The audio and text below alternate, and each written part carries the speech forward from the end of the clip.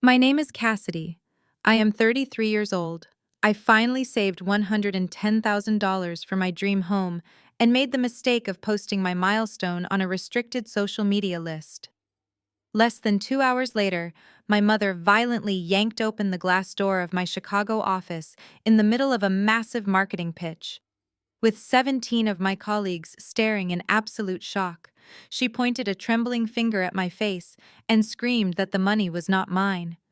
She demanded every single penny to bail my brother out of federal lockup. I did not panic.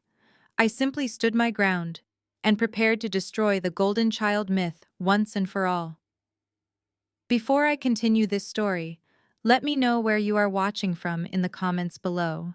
Hit like and subscribe if you have ever had to build absolute boundaries to protect yourself from toxic family members. It was a Tuesday afternoon, and the freezing rain was beating relentlessly against the floor-to-ceiling windows of our downtown Chicago tech firm. I am the marketing director, a position I earned after grinding through 80-hour work weeks for the last 5 years without a single handout. I was standing at the head of the conference room presenting our fourth quarter campaign to my entire team of 17 developers and project managers. The room was quiet, everyone completely focused on the financial projections on the screen. Suddenly, the heavy glass door of the conference room was yanked open with such brutal force that it hit the metal stopper with an explosive crack. Several people physically jumped out of their expensive ergonomic chairs. There stood Brenda, my 58-year-old mother. Her expensive trench coat was dripping wet. Her hair was disheveled, and her face was flushed with a terrifying familiar rage. She completely ignored the receptionist who was frantically chasing after her, apologizing to me. She also ignored my boss David, who was sitting frozen near the projector. Brenda marched straight toward me, her heavy heels clicking aggressively against the polished hardwood floor. She slammed her soaked designer purse right onto the mahogany conference table, physically scattering my printed presentation notes across the floor. "You are going to the bank right now!" she yelled, her shrill voice echoing deafeningly off the glass walls. "I saw your post, $110,000. You are going to withdraw a cashier's check, and we are going down to Cook County Jail. Trent is in trouble, and you are going to bail your brother out right now." My team sat entirely paralyzed. Some colleagues immediately looked down at their laptops, radiating discomfort, while others stared wide-eyed at the unbelievable spectacle unfolding in front of them. David cautiously half stood up, raising his hands, and asked if he needed to call building security. I did not break eye contact with Brenda. I slowly reached down and closed my laptop.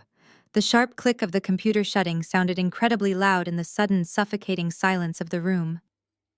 My heart was hammering painfully against my ribs. But after 2 years of intense trauma therapy, my voice came out steady and ice cold. I told her she was interrupting a critical business meeting, she was trespassing on private corporate property, and she needed to leave the premises immediately. Brenda let out a loud, mocking laugh that made my skin crawl. "Leave," she scoffed, waving her arms wildly. "I am your mother. I gave you life. I fed you. I clothed you. And now Trent is sitting in a holding cell because of a minor misunderstanding, and you are sitting here playing corporate dress-up while hoarding our family money. That money belongs to this family. Trent needs it more than you need some stupid luxury condo. Give me your checkbook right now." She actually lunged forward, reaching her greedy hands toward my leather work tote sitting on the chair next to me. I quickly stepped in front of the bag, blocking her path with my body. I looked her dead in the eye.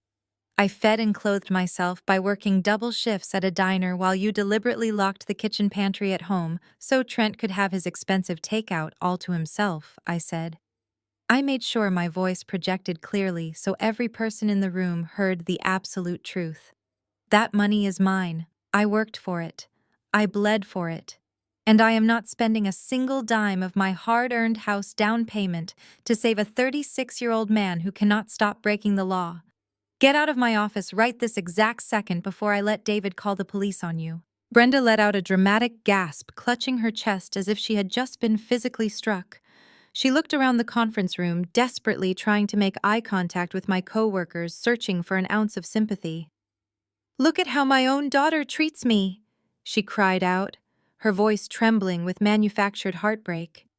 "After everything our family has endured, she stands there and threatens her own mother with the police. You are a monster, Cassidy. Your brother is sitting in a cold cell, terrified, and you are worried about a house you do not even need." My boss, David, finally found his voice. "Ma'am," he said firmly, stepping slightly between us, "you need to lower your voice and exit the building, or I will have security escort you out." Brenda whipped her head toward him, her eyes flashing with pure malice. "Do not speak to me, you pathetic middle manager," she snarled. "You lay one hand on me and I will go straight to the local news. I will tell everyone how this company abuses elderly women and encourages their employees to abandon their families. I will ruin your corporate reputation by tomorrow morning." She turned her vicious glare back to me. "You are going to give me that money," she demanded, stepping even closer. "Families help each other. It is a loan. Trent will pay you back the second he gets back on his feet."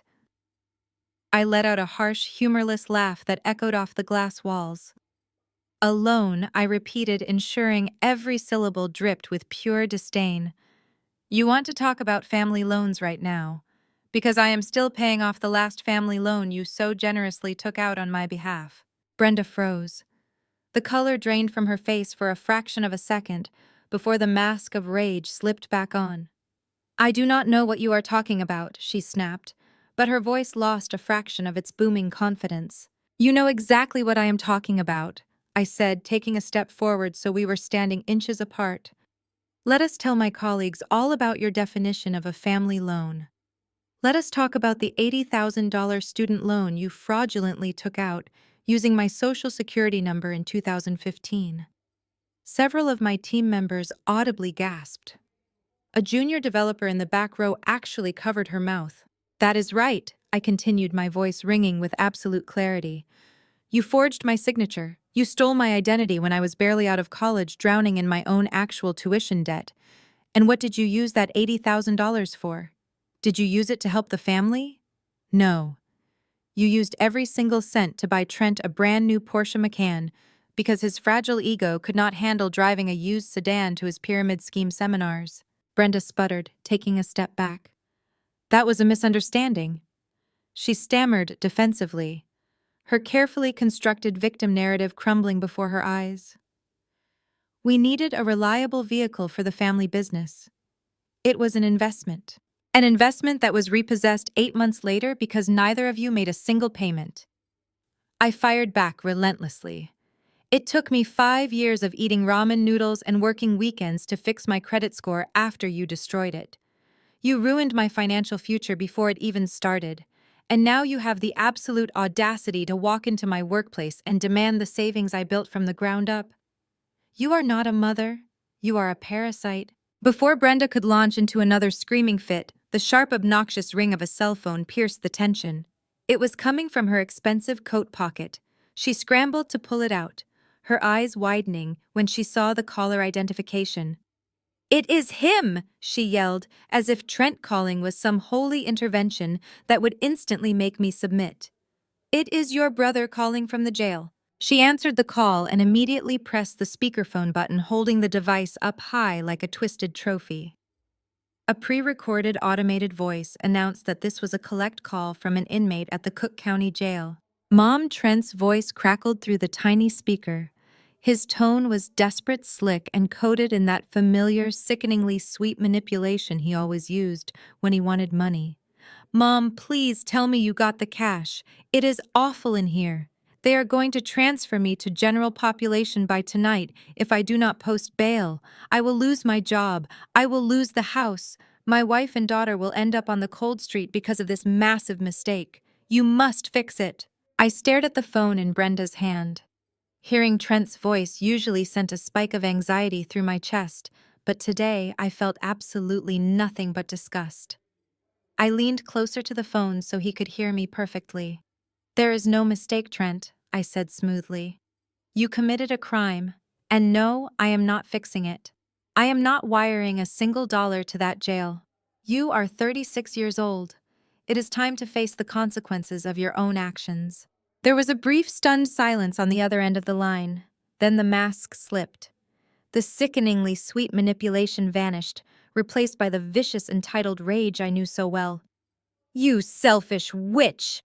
Trent snarled through the speaker, his voice vibrating with venom. "I am your brother. You have over 100 grand sitting in your bank account right now. You do not even have a family to support. If you do not bail me out, I swear I will make you pay for this. I will ruin your life." Before he could spew another threat, David, my boss, stepped forward and decisively pressed the red end call button on Brenda's screen. The sudden silence in the conference room was deafening. "That is quite enough," David said. His voice was no longer cautious, it was absolute steel. "Ma'am, you are not only trespassing and disrupting a corporate environment, but you have just broadcasted a threat of extortion and retaliation to 17 witnesses. I am calling building security, and I am calling the Chicago Police Department." Brenda let out a shrieking laugh that lacked any real humor. She shoved her phone back into her coat pocket and glared at David with wild, unhinged eyes. "Call them," she challenged, throwing her arms wide open. "Call the police. Call the news stations while you are at it. I will tell every single reporter in this city that your tech company actively encourages the abuse of elderly mothers. I will go on social media and ruin your corporate reputation by tomorrow morning. I will say you held me hostage and verbally assaulted me. Let us see how your fourth quarter marketing campaign does when you are trending for elder abuse." David tightened his jaw but did not back down. My coworkers were already typing rapidly on their laptops, quietly documenting everything she was saying. Brenda thought she had the upper hand, standing in the middle of the room like a triumphant villain, completely unaware that her entire world was about to collapse. I crossed my arms and looked at her. "You are not going to the news, Brenda. You are going to leave. Because if you do not, I will personally hand over the documentation of that forged $80,000 loan to the authorities." She sneered at me, taking a step closer. "You have no proof of that loan, Cassidy. It is your word against mine, and I am a respected member of the community. You are just an ungrateful, bitter spinster who is jealous of her brother. Trent has a beautiful wife. He has a brilliant daughter.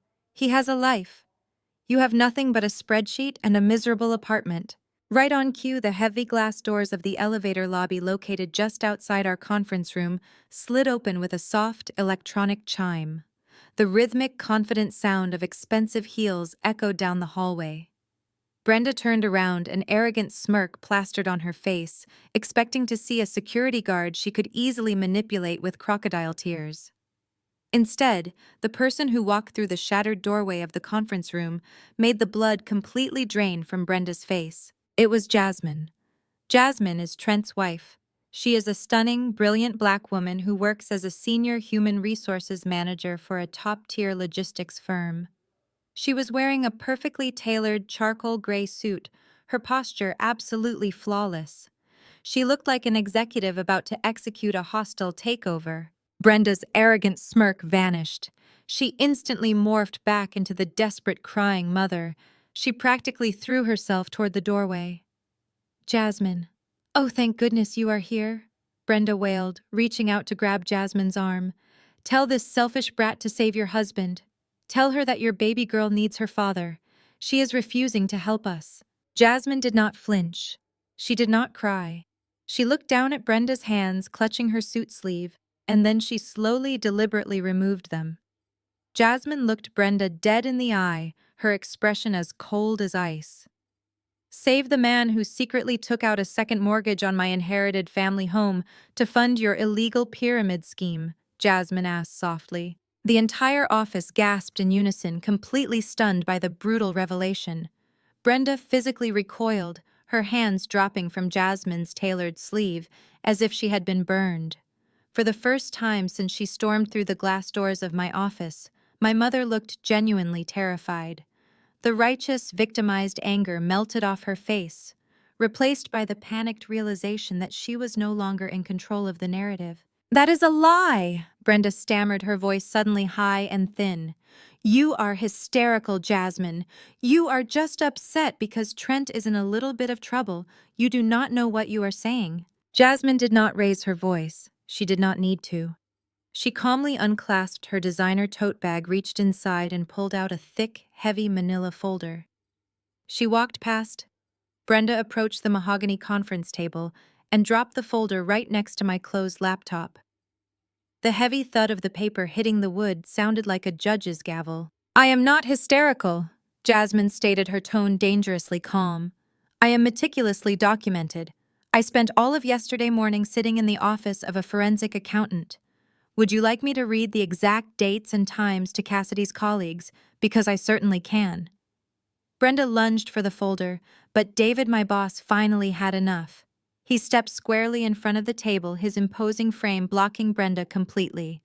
Do not touch that, he warned her. Jasmine opened the folder.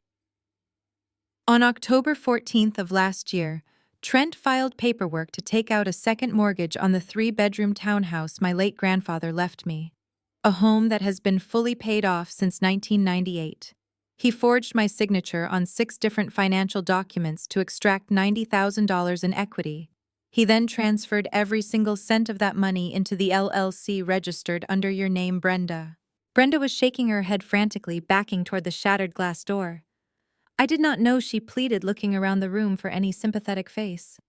I thought it was a business loan. Trent handles all the finances. Do not play dumb with me. Jasmine snapped, her icy composure finally cracking to reveal the furious protective mother underneath. You were the notary. The silence in the room was so absolute you could hear the rain hitting the windows. My own jaw dropped. I knew my mother was manipulative, but notary fraud was a severe felony. Your official state notary stamp is on every single forged document. Jasmine continued relentlessly. You sat in your dining room, watched your son forge his wife's name, and you stamped it.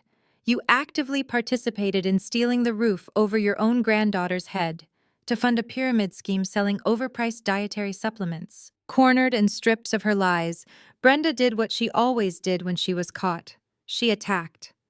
The desperation vanished, replaced by a vicious, ugly sneer. She looked Jasmine up and down with utter contempt. Maybe if you were a better wife, Trent would not have to find creative ways to provide. Brenda spat, her words dripping with passive-aggressive venom. You are always working, always traveling for your fancy logistics firm. You emasculate him, Jasmine. You make him feel like he is not the man of the house.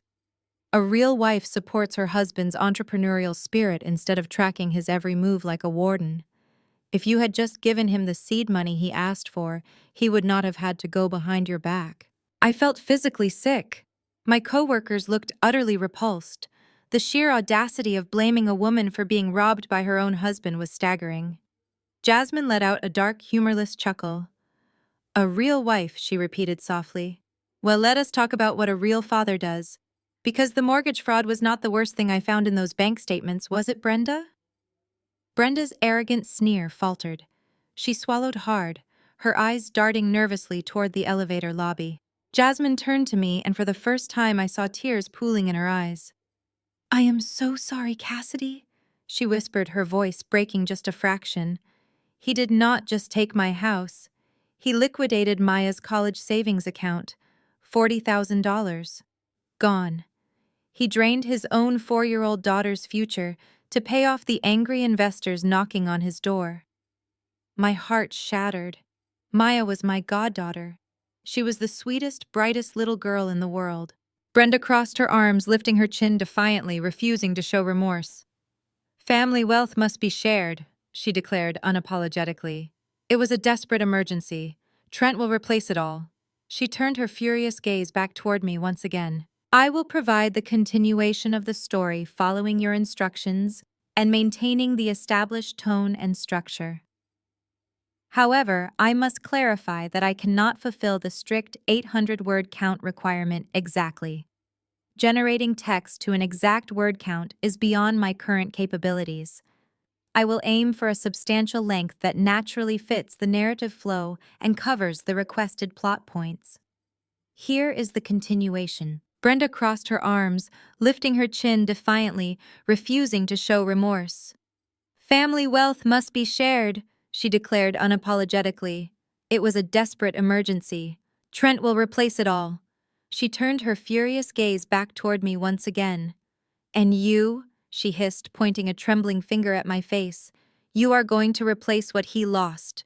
You are going to write a check right now, or so help me God, I will make sure you never have a moment of peace again. David had seen enough. He stepped fully into the space between Brenda and the conference table, his posture radiating authority. That is absolutely enough, he stated firmly, his voice cutting through the thick tension in the room. You have crossed every conceivable line. I am not asking you again. I am telling you. Get out of my office, or I am calling the Chicago Police Department to have you physically removed for trespassing and harassment. Brenda did not flinch. She leaned in, her eyes wide and manic, completely unfazed by the threat. Go ahead, she challenged, her voice dropping to a dangerous hiss. Call them! Call the police! But before you do, you might want to think about your precious corporate image, David. She turned and dramatically swept her arm toward the glass walls, gesturing to the entire marketing floor beyond. Do you think the local news cares about a trespassing charge? No. They care about a headline. And the headline I will give them is how this prestigious tech firm allows its management to physically intimidate and abuse a desperate elderly mother who is just trying to save her family. I will tell them you encouraged your employee to abandon her brother in jail. I will go to every single news outlet in this city. I will ruin your reputation by the end of the day. A low murmur rippled through the marketing team. A few people exchanged nervous glances. They knew how damaging a viral public relations nightmare could be, regardless of the truth. Brenda thrived on this. She thrived on creating chaos and using the threat of public humiliation to force people into submission. She thought she had him cornered. David held his ground, though I could see a flicker of uncertainty in his eyes. He was a manager, not a brawler, and dealing with a professional manipulator like Brenda was outside his expertise. He reached for his phone, his thumb hovering over the keypad. Are you really going to risk your career for her? Brenda sneered, sensing his hesitation. She is just an employee. I am a mother fighting for her son. Just make her write the check and I will leave quietly. I felt a surge of cold fury. She was actually trying to extort my boss.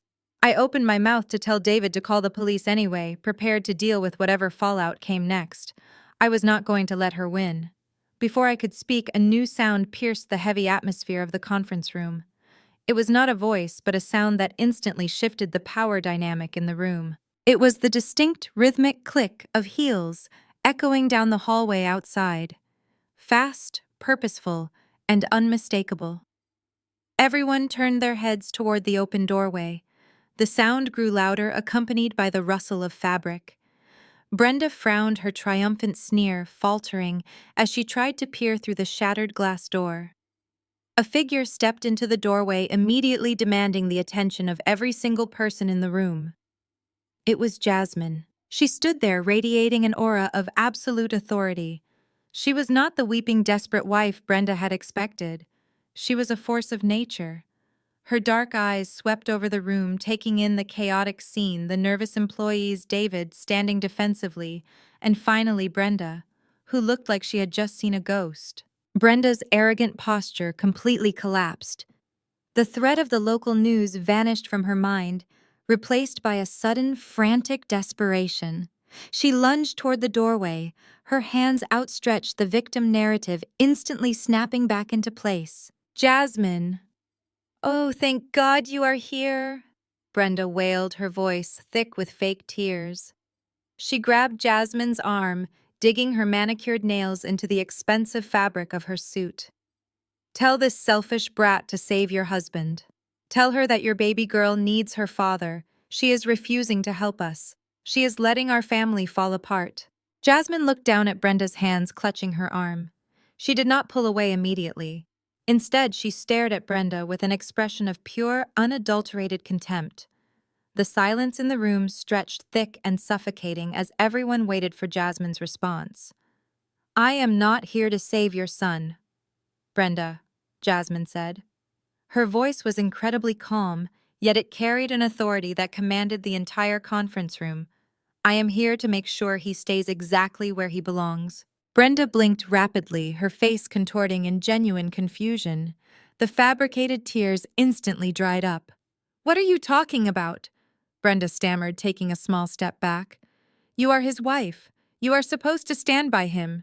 He is the father of your child." Jasmine walked past Brenda, her heels clicking decisively on the hardwood floor, and came to stand directly beside me. We did not need to exchange a single word. Our united front spoke volumes.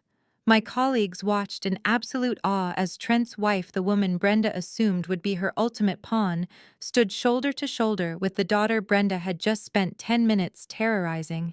"I stood by him for 6 years," Jasmine replied, turning to face my mother. "I stood by him when he quit his corporate job because his manager was allegedly too demanding. I stood by him when he decided he was going to be an entrepreneur and maxed out 3 credit cards on useless inventory. I even stood by him when you constantly undermined my parenting and told him he deserved a wife who cooked hot meals every night instead of building a career. But I will not stand by a thief." Brenda's mouth opened and closed like a fish out of water. "A thief," she repeated, her voice rising in defensive panic. "How dare you call my son a thief? He made a business mistake. He was trying to provide for you. He was trying to provide a lifestyle he did not earn, so he could impress people who do not care about him." Jasmine fired back without missing a beat. "And he did not just make a mistake. A mistake is forgetting to pay a utility bill. What your son did was a calculated, premeditated crime. He stole from his own family. And the worst part is, Brenda, you knew." I watched my mother's face turn a sickening shade of pale gray. She looked frantically at David, then at my coworkers, realizing that her entire narrative was actively being shredded by the one person who was supposed to be the grieving, loyal victim. Jasmine opened her designer tote bag and pulled out a sleek black leather portfolio. She unzipped it and carefully extracted a single sheet of paper, holding it up so Brenda could see it. "Do you know what this is?" Jasmine asked. "This is a draft of my divorce petition. I had my lawyer draw it up 3 days ago. I was planning to have him served this coming Friday. The police just happened to beat me to the punch." "You cannot divorce him while he is in jail!" Brenda shrieked, all pretense of civility entirely gone. "You are abandoning him in his darkest hour. You took a vow, for better or for worse." "For better or for worse" does not cover federal wire fraud, Jasmine stated flatly. It does not cover a husband who funnels money out of his own household to cover up his massive debts. "I went to the bank this morning, Brenda. I went to check the balances on our joint accounts to see exactly how much damage he had done before the authorities froze his assets." Jasmine took a step toward Brenda, her presence overwhelmingly powerful. "And do you want to know what the bank manager told me? He told me that 2 days ago, Trent attempted to empty Maya's college savings account. He tried to drain the funds I have been setting aside since she was born, but he could not do it. Do you know why?" Brenda was shaking her head physically, backing away until her shoulders hit the glass wall of the conference room. "Because I moved the money," Jasmine said, a cold, triumphant smile finally appearing on her face. "I knew exactly what he was capable of, and I knew exactly who taught him to be that way. I moved my daughter's money into a secure trust that he cannot touch without my physical signature. When he realized he could not steal from his own child, he panicked. And that is exactly when he called you to figure out how to steal from Cassidy instead." The collective gasp from my marketing team was audible. David crossed his arms, glaring at Brenda with absolute disgust. The trap was closing and my mother had nowhere left to run. The trap was closing and my mother had nowhere left to run. But Jasmine was not finished. She had come to this office with a purpose, and she was going to dismantle every single lie my mother had ever told. Jasmine turned her back on Brenda for a moment and reached deep into her designer tote bag for a second time. She completely bypassed the sleek black portfolio containing her divorce papers and pulled out a thick, overstuffed manila folder. It was practically bursting with bank statements, legal contracts, and printed emails. Jasmine lifted the heavy folder high in the air and then slammed it down onto the mahogany conference table with terrifying force. The sharp, explosive smack made several of my coworkers flinch in their seats. Jasmine did not shed a single tear. Her eyes were dry, burning with the calculated rage of a woman who had been pushed to her absolute limit. She looked directly at Brenda, who was now trembling visibly by the shattered glass door. "Save him," Jasmine asked, her voice echoing off the glass walls. "You want Cassidy and me to save the man who secretly took out a second mortgage on my inherited family home to fund your illegal pyramid scheme." Another collective gasp ripped through the office. David shifted his weight, his expression darkening even further. I felt the blood drain from my own face. Jasmine's family home in Oak Park was a beautiful historic property her late grandmother had left her. It was fully paid off. It was her safety net. Brenda went completely pale. The sickly gray color of her skin was replaced by a stark, terrifying white. The aggressive, entitled posture she had marched in with completely evaporated. She suddenly looked small, frail, and incredibly guilty. "I do not know what you are talking about," Brenda whispered, her voice barely audible over the hum of the office air conditioning. "That is a lie. Trent handles the real estate." "Stop lying," Jasmine commanded, stepping forward so she was towering over my mother. "I spent the entire morning sitting in the office of a forensic accountant. I have the receipts, Brenda. I have every single wire transfer. 6 months ago, Trent forged my signature on a home equity line of credit. He pulled $150,000 of equity out of the house my grandmother worked her entire life to pay off. And do you want to know exactly where that money went?" Jasmine ripped open the manila folder and pulled out a highlighted bank statement, shoving it toward Brenda's face. "It did not go to our joint checking account," Jasmine continued relentlessly. "It did not go to Maya's daycare tuition or our household bills. The very next morning, Trent wired $145,000 directly into the business checking account registered to your name. He handed over my generational wealth so you could buy elite status in your pathetic dietary supplement pyramid scheme." The silence in the conference room was absolute.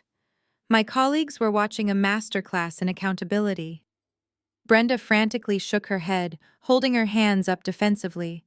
"It was a business investment," she pleaded, looking around the room in a desperate attempt to find a single sympathetic face. "We were going to pay you back. The wellness products are highly profitable.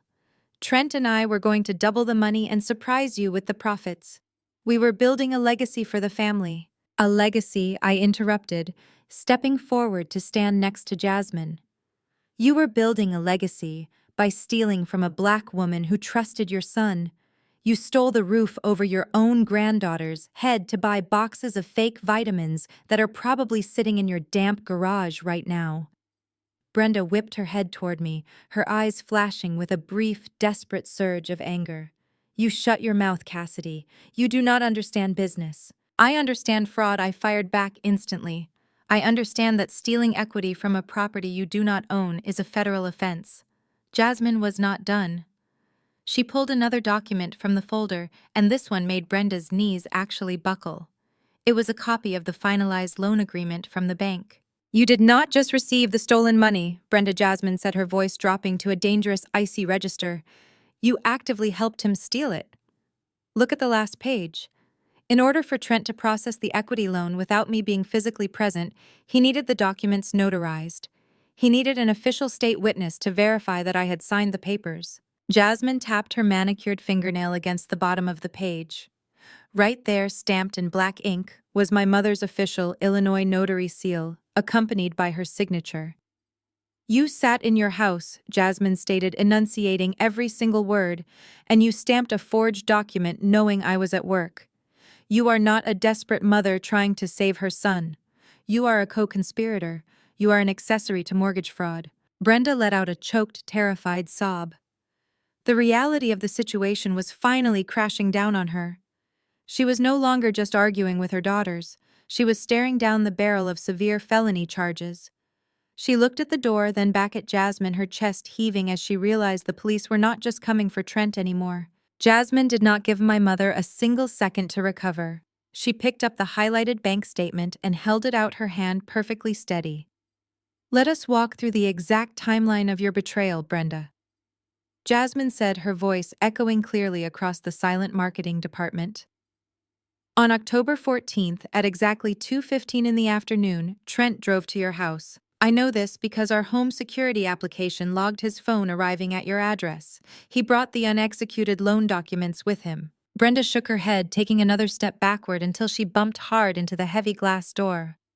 I did not know what those papers were, she pleaded, her voice cracking. He just asked me to notarize some standard business contracts. I trusted my son. You are lying! Jasmine fired back instantly. The bank required a secondary form of identification for a remote closing of that magnitude. They required a physical copy of my state-issued identification. You provided a high-resolution photocopy of my driver's license, a license that mysteriously went missing from my wallet for 48 hours last September after we came over for Sunday dinner. A fresh wave of shock rippled through my coworkers. David, my boss, let out a harsh breath, his hands resting heavily on his hips. You stole her identification, I asked, my voice vibrating with anger as the sheer scale of my mother's deceit washed over me. You planned this. I found it on the floor in the hallway. Brenda stammered, her eyes darting frantically around the room. I was just keeping it safe for her. I forgot to give it back. You kept it safe by using it to bypass the bank's security protocol, Jasmine corrected her, stepping even closer. And it gets much worse.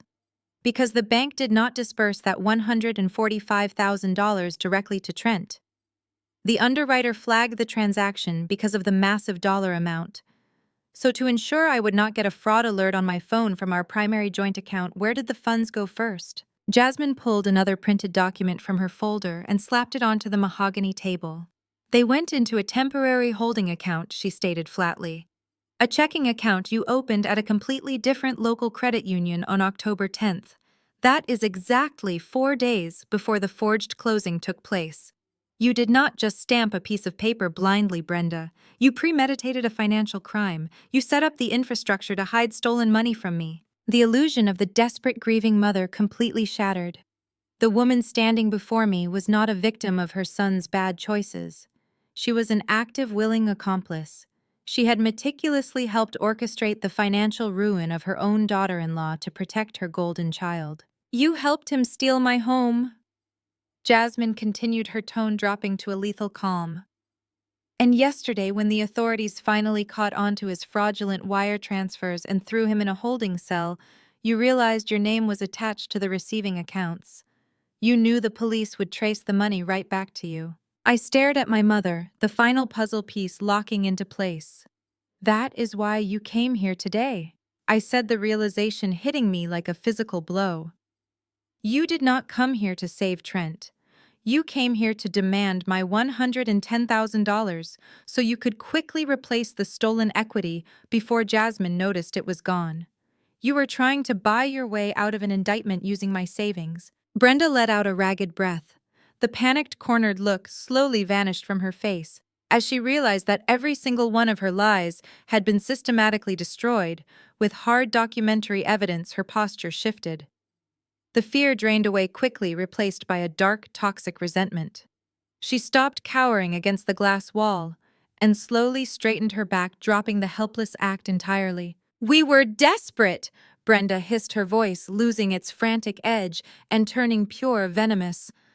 The supplement company was bleeding cash. We had wholesale suppliers threatening to sue us. We needed liquidity immediately.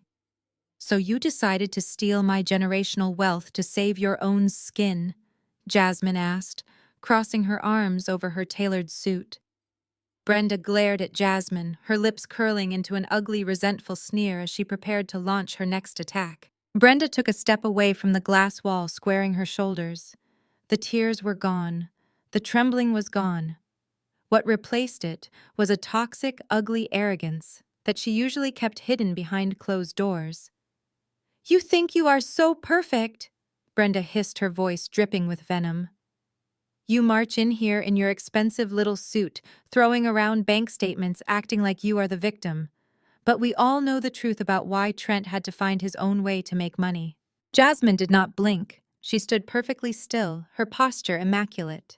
Enlighten me, Brenda, Jasmine said smoothly. Tell this entire room exactly why your 36-year-old son had to commit federal wire fraud. Because you gave him no choice, Brenda snapped loudly. You completely emasculated him, Jasmine. From the day you married him, you made sure he knew you were the one bringing in the big paycheck. You always had to be the boss. You always had to be so loud and aggressive about your career. You could never just soften up and let him be the man of the house. David stepped forward, his face flushed with anger, but I held up my hand. Jasmine did not need rescuing. She was letting my mother hang herself with her own words. "Oh, I see," Jasmine replied, her tone dangerously quiet. "So because I worked hard for my promotions, because I refused to shrink myself down to make an insecure man feel bigger, that justifies him stealing my house." "It is not about the house," Brenda yelled, waving her hands dismissively. "It is about respect. You never respected him. You are always so intimidating. Trent told me how you talk to him at home. You treat him like one of your employees. You never cooked. You never cleaned. You hired a nanny to raise your own daughter while you flew all over the country playing the fierce corporate executive. What kind of mother does that? You pushed him out of his own family. You made him feel so small that he had to hustle outside the home just to build something of his own. He needed a business to prove his worth because his wife was too busy trying to act like a man." The sheer audacity of the racial microaggressions and the blatant misogyny hung heavy in the air. The trope of the intimidating, overly independent black woman was flying out of my mother's mouth so naturally it made my stomach churn. She was weaponizing Jasmine's hard-earned success against her, trying to frame Jasmine's brilliance and financial stability as a fatal character flaw. She was trying to shift the blame from a grown man committing fraud to a woman existing as a professional. I looked around the room to gauge the reaction. My coworkers were staring at Brenda with absolute, unadulterated disgust. The junior developer in the back row was furiously typing every single word into her laptop, creating a real-time transcript of my mother's unhinged meltdown. My mother was digging her own grave in front of 17 corporate witnesses, completely blind to how horrific she sounded. Jasmine let out a short, cold laugh, a laugh completely devoid of any warmth or humor.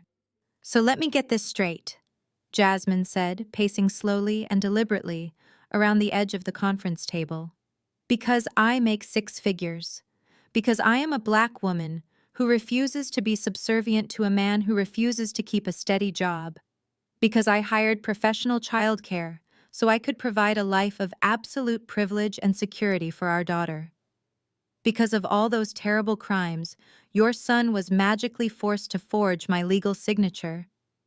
He was forced to funnel $145,000 into your personal bank account. He was trying to become an equal provider," Brenda shouted defensively. Her voice wavered slightly as she heard her own words echoed back to her, realizing how entirely insane her argument sounded out loud. "He wanted to buy you nice things. He wanted to give his family a good life without you holding your paycheck over his head every single day."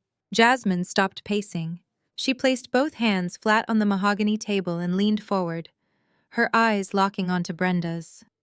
The icy composure was still there, but underneath it burned the lethal protective fury of a mother who had been pushed too far. "Do not you dare try to paint him as a misunderstood provider," Jasmine commanded, her voice dropping to a terrifyingly quiet register. "You want to talk about providing for our family. You want to talk about Trent being a good traditional father who just made a desperate mistake to build a legacy. Let us talk about the real reason the federal authorities are involved. Let us talk about what he did when the pyramid scheme collapsed and the investors started demanding their money back." Brenda opened her mouth to argue, but the words died in her throat. She swallowed hard, her eyes darting nervously toward the shattered glass door. She suddenly looked like a trapped animal again. She knew exactly what Jasmine was about to bring up next, and she knew there was absolutely no way to spin it to make Trent look like a victim. "You want to blame my career and my attitude for his federal crimes?" Jasmine continued, her voice echoing clearly. "Fine. We can debate that later in divorce court. But how do you explain his final move, Brenda? How do you explain what your perfect golden child tried to do to his own flesh and blood?" Jasmine reached into the manila folder one last time. Her hand was no longer perfectly steady. It trembled just slightly with a rage so profound it seemed to pull the oxygen straight out of the room. "I stopped him from taking the emergency trust yesterday," Jasmine said, her voice a lethal whisper. But what I did not realize until I sat with the forensic accountant this morning was what he had already done to her state-sponsored college savings plan. Brenda stiffened her jaw, clenching tight. Jasmine pulled out a final bank statement with a bright red 0 printed at the bottom. He did not just try to steal from her, Jasmine announced, turning the paper so everyone could see the damning number. He successfully drained it. A month ago. $40,000. The money my parents gave us when she was born. The money I contributed to every single month from my own paycheck.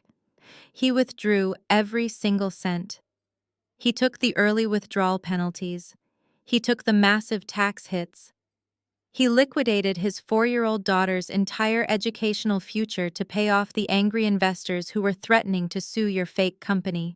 The horror in the room was palpable. David actually muttered a curse word under his breath. Stealing from a spouse was one level of betrayal, but stealing from an innocent 4-year-old child was a depravity no one could comprehend.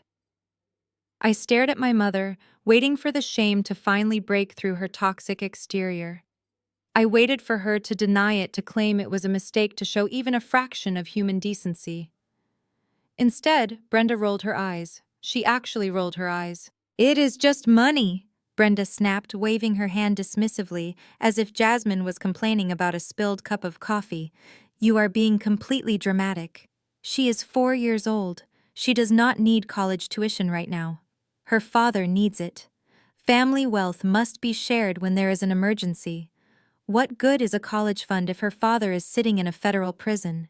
He made a sacrifice for the greater good of this family." A sacrifice, Jasmine echoed, her voice vibrating with pure disbelief.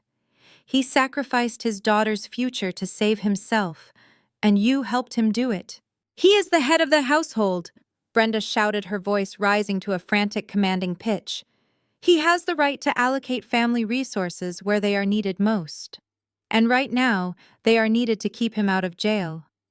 If you were a supportive wife, you would have gladly handed over that money to protect his reputation.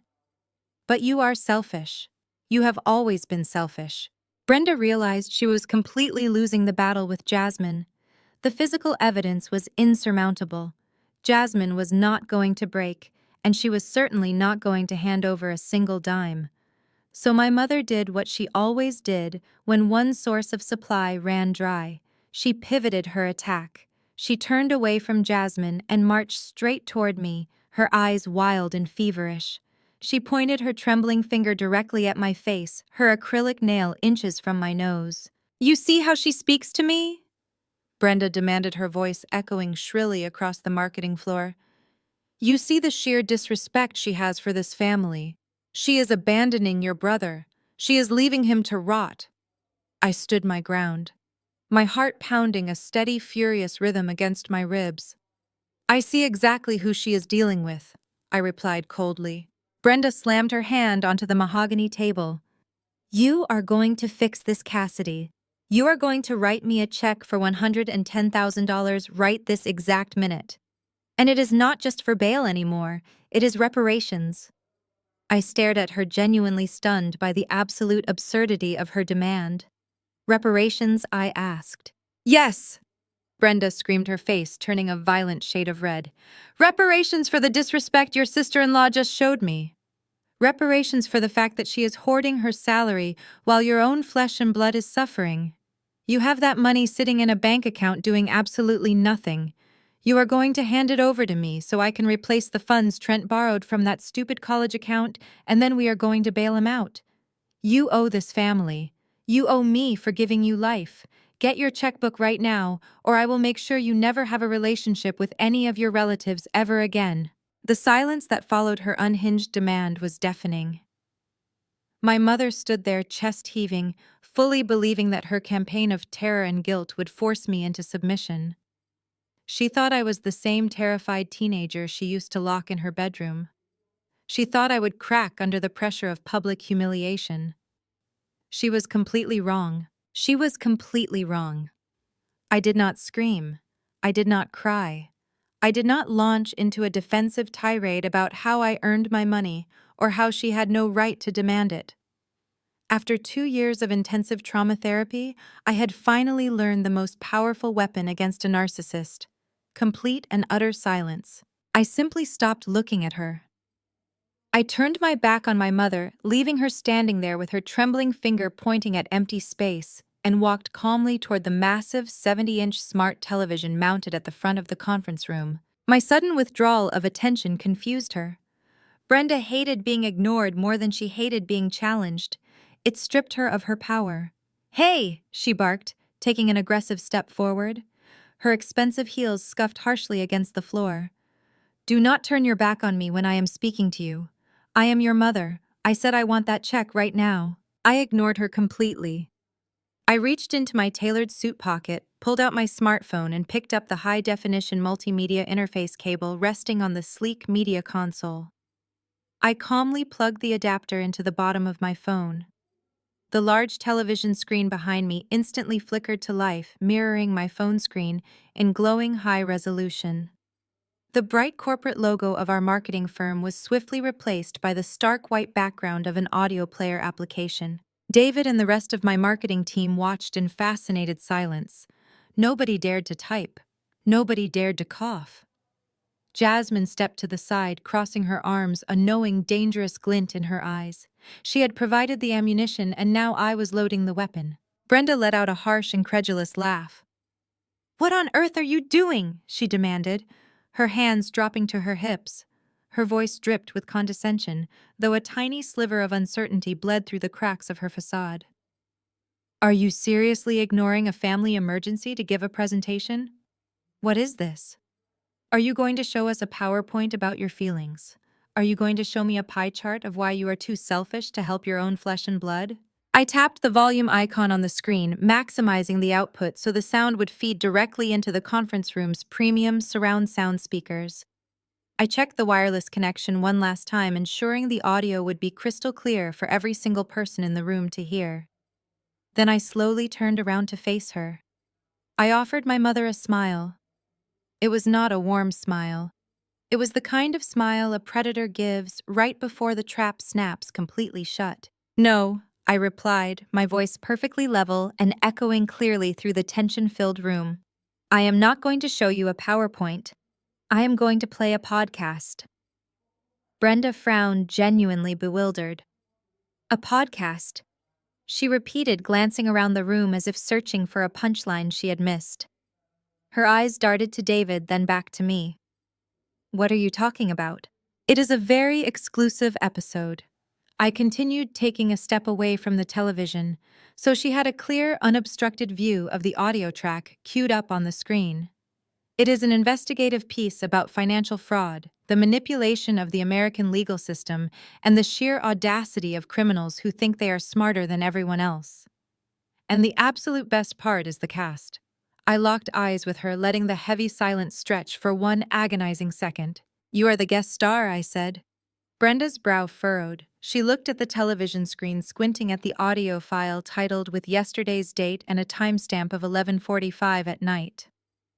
A sudden instinctual panic flared in her chest.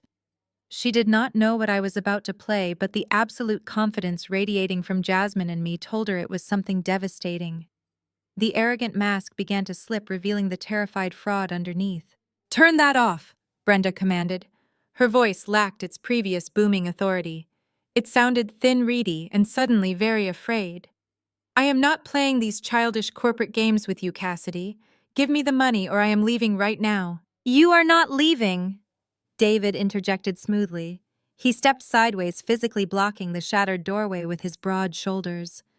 "The police are already on their way for the trespassing and harassment charges. You might as well stay and listen to the presentation." Brenda whipped her head toward David, her eyes wide with genuine terror. She looked back at me, her chest heaving as she struggled to maintain control. "You are bluffing," she stammered, taking a step backward. "You do not have anything. You are just trying to embarrass me in front of my colleagues." I did not say another word. I simply reached out and pressed the large triangular play button on my phone screen. The conference room speakers crackled for a fraction of a second before the audio began to play. It was not the polished introduction of a professional investigative podcast.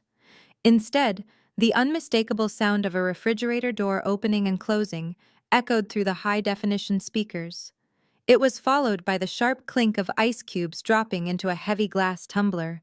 The acoustics were incredibly clear, instantly recognizable as a residential kitchen. Then a voice spoke. It was Trent. But it was not the terrified, trembling voice of a desperate man calling collect from a holding cell.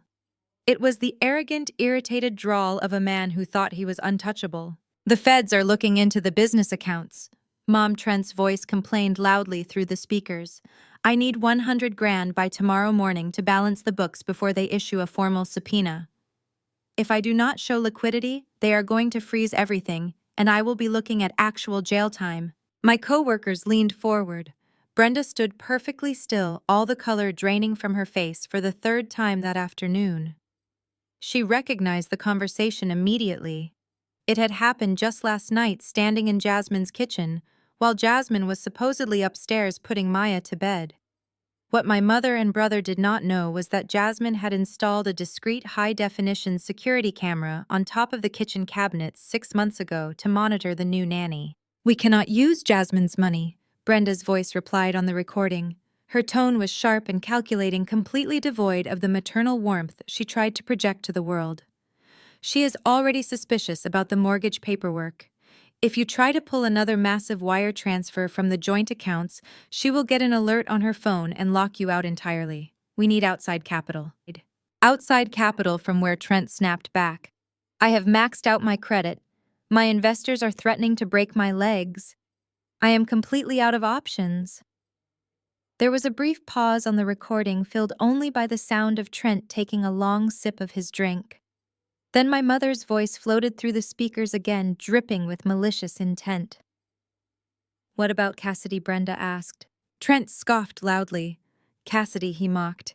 She is useless. She will not give me a dime. She is still holding a grudge over that stupid car loan from 5 years ago. She will give it to you if we apply the right pressure, Brenda said confidently on the recording. I saw her post on social media yesterday. She just hit $110,000 in her savings account. She was bragging about being ready to put a down payment on a house. The cash is literally just sitting there. All we have to do is force her hand. How are you going to force her hand? Trent asked, his tone shifting from irritated to genuinely intrigued. By doing what I always do, Brenda replied smoothly. I will go to her office. I will show up right in the middle of her workday. Cassidy cares about her corporate image more than anything else in the world. She is desperate to look like a professional. If I show up and make a scene, if I cry and tell her colleagues that she is letting her family suffer, she will completely crack. She hates public embarrassment. She will write the check just to make me go away. But what if she actually says no? Trent pressed. What if she calls security? Then I will raise the stakes, Brenda declared viciously. I will threaten to go to the local news and claim her company is abusing me. I will make such a massive public relations nightmare for her boss that they will practically force her to pay me just to get me out of the lobby. Besides, she does not even need a luxury condo. She has no husband and no children. You have a family to support. It is perfectly justifiable for us to take that money. If she cries about it, I will just tell her she is being a selfish brat. That guilt trip always works on her. The collective intake of breath from my marketing team was deafening. My mother had just explicitly laid out her entire extortion strategy on tape. She had orchestrated this exact scenario, banking on my deepest insecurities and my fear of public humiliation to steal my life savings. David crossed his arms, staring at Brenda with a look of absolute disgust.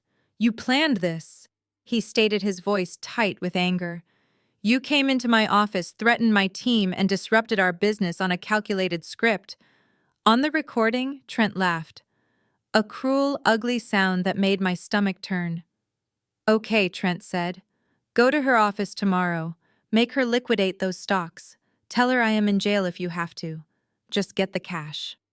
And Mom, do not take no for an answer. Brenda stood frozen by the glass door, her chest heaving, her eyes darting frantically around the room. She was trapped. There was no spinning this. There was no blaming Jasmine. There was no claiming it was a desperate family emergency. She had been caught on tape plotting a premeditated emotional and financial extortion scheme against her own daughter. But the recording was not over. The audio file continued to play, capturing the sickening sound of Trent pouring himself another drink. The clanking of ice cubes against glass echoed like a death knell in the completely silent conference room. "You are a genius, Mom."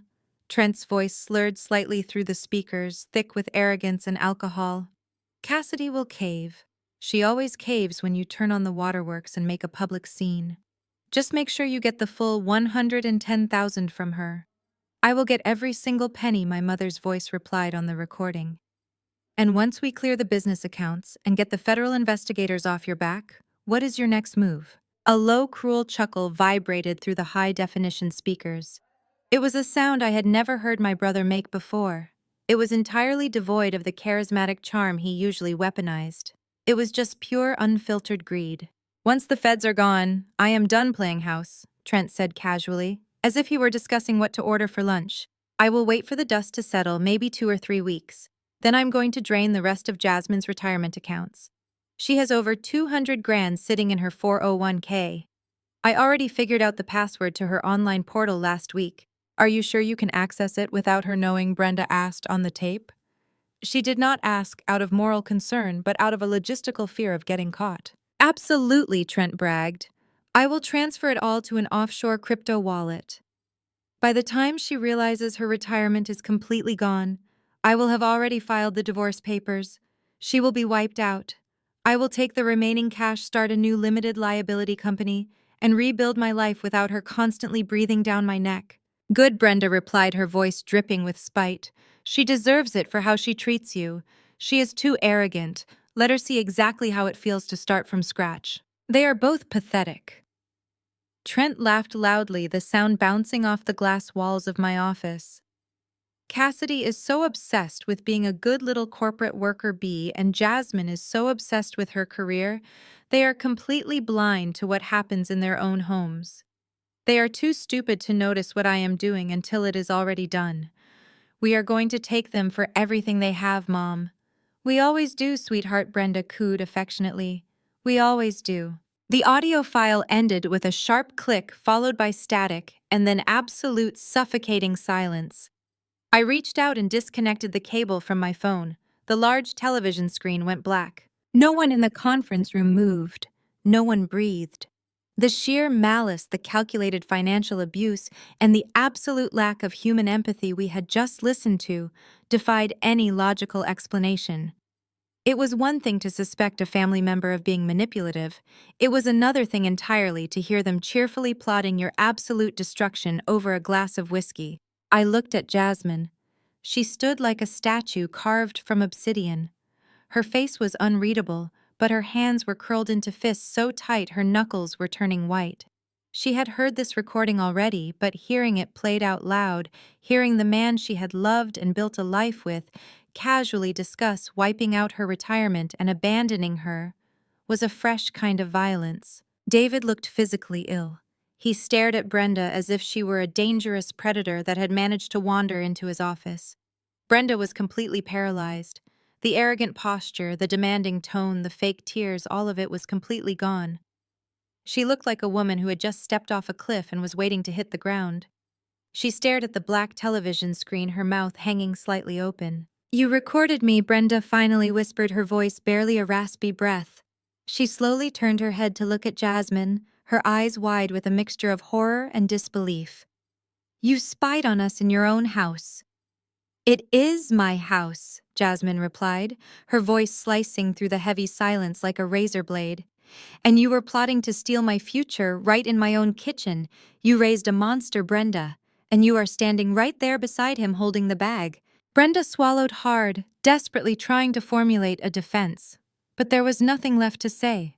The mask was not just off, it had been incinerated. The entire marketing team had just heard her validate a plan to financially ruin her daughter-in-law and her own daughter. "It was just talk," Brenda stammered weakly, taking a step away from Jasmine. "Trent was drunk. He was stressed. People say things they do not mean when they are under intense pressure. We would never actually do that." I let out a harsh, bitter laugh. "You would never actually do that," I repeated coldly. "Brenda, you literally just spent the last 20 minutes trying to execute step 1 of the plan. The reality of my statement hit her like a physical blow. Brenda looked around the room, her eyes wild, searching for an escape route that did not exist. The corporate executives, the junior developers, my boss David, they were all staring at her with undisguised contempt. The walls were closing in, and her perfectly crafted illusion of the grieving mother was lying in ashes on the mahogany floor. When a narcissist is cornered with undeniable proof, they do not apologize. They distort reality. Brenda let out a sudden piercing shriek that made the glass walls vibrate. "Fake," she screamed, pointing a violently trembling finger at the blank television screen. "That is fake. That is not my voice." She took a frantic step toward the media console, her chest heaving as she desperately spun her next web of lies. She turned to face my marketing team, her voice cracking with manufactured hysteria. "She is lying!" Brenda yelled, waving her hands in the air. "You all work in technology. You know how this works. She used artificial intelligence. She used a computer program to clone our voices. She hates her brother so much that she spent hours faking an audio file just to humiliate us and destroy our family." A few of my coworkers actually scoffed out loud at the sheer absurdity of the claim. The idea that a marketing director would spend hours generating a flawless, deepfake audio file just to play it during a fourth-quarter strategy meeting was beyond ridiculous. David rubbed his temples, looking completely exhausted by her delusion. "Mom," David said wearily, his voice cutting through her shrieking. "You literally just spent the last half hour enacting the exact extortion strategy described in that recording. Artificial intelligence did not march into my office and demand $110,000. You did." David calling her out was the final match dropped on the gasoline. Brenda's panic morphed into a blind, feral rage. She realized her words no longer held any power. She could not manipulate the crowd, and she could not gaslight me. So she resorted to violence. She let out an incoherent scream, raised her designer purse by its heavy gold chain strap, and lunged directly at me. "You ungrateful little witch!" she shrieked, swinging the heavy leather bag toward my face. I did not even have time to flinch. Before the bag could come anywhere near me, Jasmine moved. Jasmine is not just brilliant, she is incredibly fast. She stepped smoothly in front of me, raising her left forearm to perfectly deflect the swinging bag. The heavy leather hit Jasmine's tailored sleeve with a dull thud, falling harmlessly toward the ground. Then in one fluid motion, Jasmine grabbed Brenda's wrist. She did not twist it, but her grip was like a steel vice. Brenda gasped, her eyes widening in shock as her forward momentum was instantly halted. Jasmine stepped into Brenda's personal space, towering over my mother with an aura of absolute dominance. "Do not ever try to put your hands on her again," Jasmine whispered. Her voice was terrifyingly calm, completely devoid of the frantic energy Brenda was radiating. "If you take one more aggressive step, Brenda, I will not wait for the police. I will physically throw you out of this building myself, and I will make sure you feel every single stare on the way down." Brenda struggled, trying to pull her arm back, but Jasmine held firm. "Let go of me!" Brenda shrieked, her voice echoing wildly off the glass. "You are assaulting me. You are all assaulting me. I am a victim here." She looked frantically at David. "Call the police. I want you to call the police right now. They are attacking me and holding me hostage in this room." Jasmine released Brenda's wrist with a look of pure disgust, giving her a slight push backward. Brenda stumbled against the edge of the conference table, clutching her wrist against her chest as if it had been broken. I stepped out from behind Jasmine, my posture completely relaxed. "I am not the one who needs to worry about the police," I said smoothly. "You just assaulted an employee in a corporate building. And as for your artificial intelligence defense, Brenda, I really hope you try using that in federal court." Brenda glared at me, her chest heaving as she tried to catch her breath. "Let me remind you how federal investigations work," I continued, ensuring every word was crystal clear. When the authorities subpoena Jasmine's security system, they are not just going to get the audio track. They are going to get the high-definition video footage that goes with it. They are going to watch you sitting at Jasmine's kitchen island, drinking her expensive whiskey, wearing the exact same beige trench coat you are wearing right now. Brenda looked down at her coat, a jolt of fresh horror washing over her features. The realization that there was visual evidence completely shattered her artificial intelligence defense. She had absolutely nothing left. She had absolutely nothing left. For a moment, she just stared at her expensive trench coat, realizing it was the exact same one she had worn on the hidden camera footage. But the silence in the room was too much for her fragile ego to bear. Her eyes snapped up, no longer wide with fear, but burning with a desperate, destructive fire. If she was going down, she was determined to drag everyone else down with her. Brenda thrust her hand into her coat pocket and whipped out her own cell phone. Her fingers trembled so violently, she almost dropped it on the hardwood floor. She tapped the screen frantically, holding the phone up to her ear with an aggressive, defiant glare aimed directly at me. "You think you are so smart?" Brenda hissed, her voice vibrating with manic energy. "You think a little video clip gives you the right to hold me hostage and extort me? Let us see what the authorities think about your little trap." She did not wait for a response. We could all hear the tinny ringing of the emergency line echoing from her phone speaker. Jasmine and I exchanged a quick, knowing look. We had anticipated this exact reaction. When a narcissist loses control of the narrative, they will immediately try to involve authority figures to validate their victimhood. "Hello," Brenda practically screamed into her phone the second the dispatcher answered. Her voice instantly morphed back into the terrified, weeping mother persona she had used earlier. "Yes, I need police assistance immediately. I am being assaulted and held against my will at a marketing firm in downtown Chicago." David took a step forward, his jaw clenched tight, but I gently held up my hand to stop him. "Let her dig," I whispered. "Yes, they have blocked the doors," Brenda wailed dramatically into the receiver, squeezing her eyes shut, as if she were in immense physical pain. "My own daughter and her sister-in-law are trying to extort $110,000 from me. They attacked me. They physically grabbed me. They are threatening to release fake audio recordings to ruin my family if I do not pay them. Please hurry, I'm terrified for my life." She recited the address of my office building perfectly, her voice trembling with practiced precision. She listened to the dispatcher's response, nodding vigorously. "Yes, I am trapped in a conference room. There are aggressive men here threatening me too. Please send officers immediately."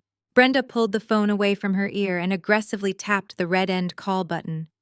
She took a deep breath, smoothing down the lapels of her trench coat as if the act of calling 911 had magically restored her power. She looked around the room, her gaze sweeping over my stunned colleagues, David, Jasmine, and finally settling on me. She tilted her head, a smug, triumphant smile spreading across her face. The tears vanished as quickly as they had appeared. "You are done, Cassidy," she said, her voice dropping to a low, mocking sneer. "You thought you could play games with me. You thought you could intimidate me with some stupid security footage. You just committed a felony." I raised an eyebrow, maintaining my completely relaxed posture. "Oh, really?" I asked calmly. "And what felony would that be, Brenda?" "Extortion." Brenda spat out the word like it was poison. "You and Jasmine just tried to blackmail me for $110,000. You held me against my will and threatened to release a defamatory video if I did not pay up. And now I have 17 witnesses plus the police are on their way. You are going to prison for extortion, both of you." She crossed her arms over her chest, fully believing she had just executed a masterful checkmate. She thought her lies would hold up against the mountain of evidence we had just presented. She assumed the police would walk in, take one look at her crying face, and immediately put me in handcuffs. Jasmine let out a soft, genuine laugh that seemed to echo loudly in the tense conference room. "You really do live in your own reality, do you not?" Jasmine asked, shaking her head in sheer amazement. "You think calling the cops first makes you innocent? It makes me the victim," Brenda shot back confidently. "And the police always protect the victim." David finally spoke up, his voice dripping with absolute disdain. "Mom, I am the director of this department. I am standing right here. No one has touched you except when Jasmine stopped you from physically assaulting Cassidy. We have a room full of people who saw you swing your bag at her. We have security cameras in the hallway that recorded you storming in here unprovoked." "They are your employees," Brenda sneered dismissively. "They will say whatever you tell them to say to protect the company, but the police will see the truth. They will see a terrified mother being blackmailed by her greedy, bitter daughter. I looked at my watch, noting the time. The police precinct was only 3 blocks away. I am so glad you called them, Brenda, I said, a slow, icy smile forming on my lips. It actually saves us a lot of time, because there is something you need to know about that $110,000 before the officers walk through those glass doors. Brenda let out a sharp, dismissive scoff, waving her manicured hand in the air as if she were swatting away an annoying insect. She had absolutely no interest in hearing another word I had to say about my bank account. In her mind, she had already won. She had dialed the emergency line, she had played the helpless victim, and she was fully convinced that the arrival of uniforms would immediately bend reality to her will.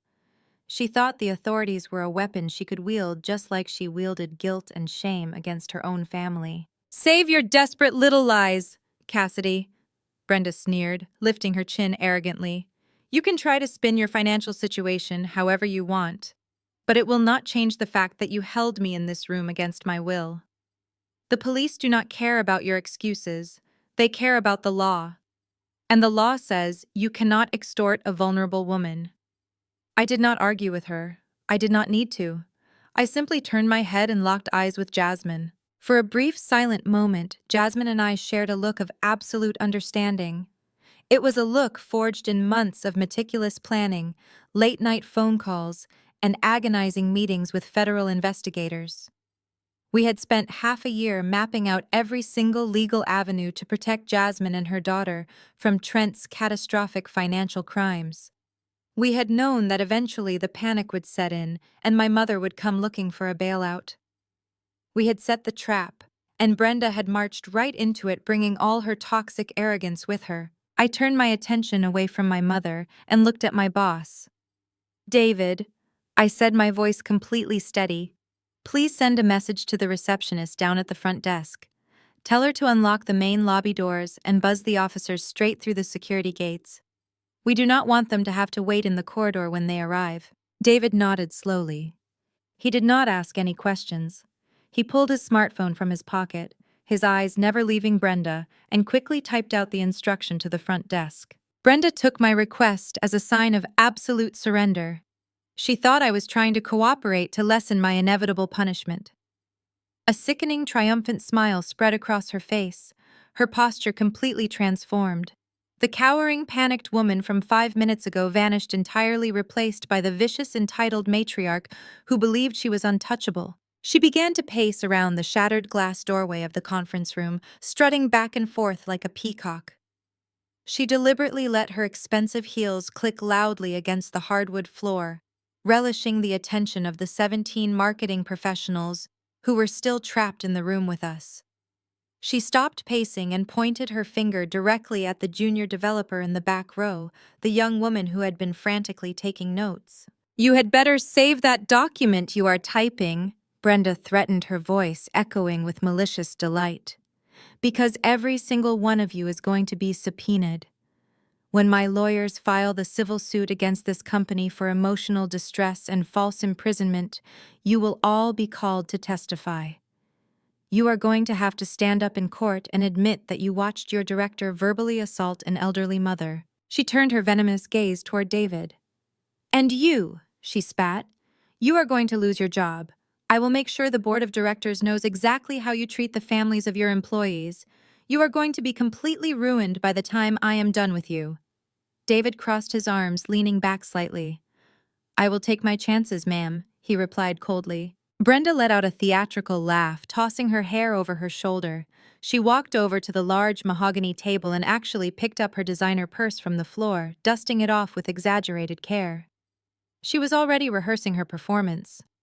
I could see her practicing the subtle tremble of her lower lip, preparing to force tears into her eyes the exact second the police officers walked into our office. She was a master manipulator, getting ready for the final act of her play. The heavy rain continued to beat against the floor-to-ceiling windows, creating a tense, rhythmic drumming sound that filled the silent gaps in the room. Jasmine stood completely still, checking her designer watch with a look of mild boredom. Then a new sound cut through the noise of the rain. It was faint at first, barely a whisper carried on the freezing Chicago wind. But within seconds, the sound grew sharper, more distinct. It was the high-pitched, piercing wail of police sirens. Brenda froze. She slowly lowered her designer purse, her eyes lighting up with vicious excitement. The sound of the sirens echoed off the concrete canyons of the downtown financial district, multiplying and growing rapidly louder as the vehicles sped toward our office building. "Do you hear that?" Cassidy Brenda asked, her voice trembling with malicious glee. She turned to face me, a grotesque smile stretching across her face. "That is the sound of your perfect little corporate life ending." I looked at her, my expression completely blank. "No, Brenda," I replied softly, my voice perfectly calm over the escalating roar of the approaching sirens. "That is the sound of consequences." The heavy glass doors of the elevator lobby chimed a bright, cheerful note that felt entirely out of place in the suffocating tension of our marketing department.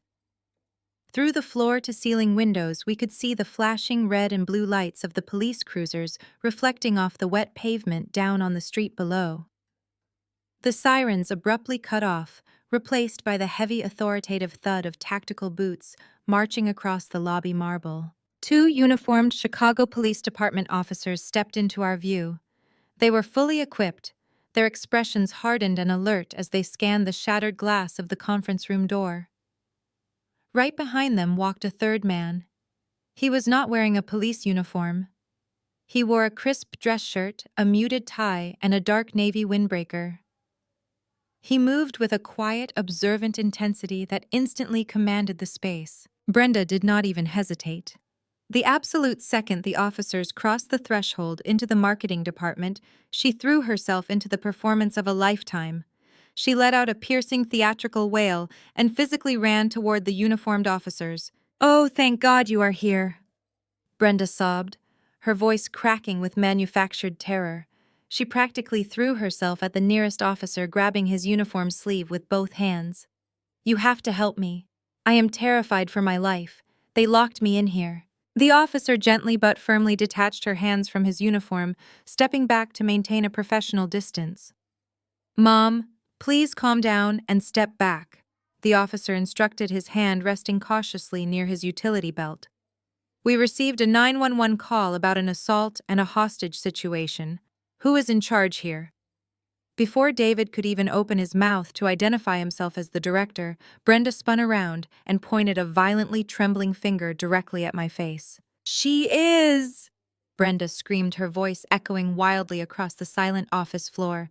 "That is my daughter Cassidy, and she is the one who did this. Arrest her. Arrest her right now. She locked me in this conference room and refused to let me leave. She and my daughter-in-law attacked me." Brenda gestured wildly toward Jasmine, who simply raised an eyebrow in cold amusement. "They are trying to extort $110,000 from me." Brenda continued, her lies pouring out in a frantic, uninterrupted stream. "She wants to steal my money.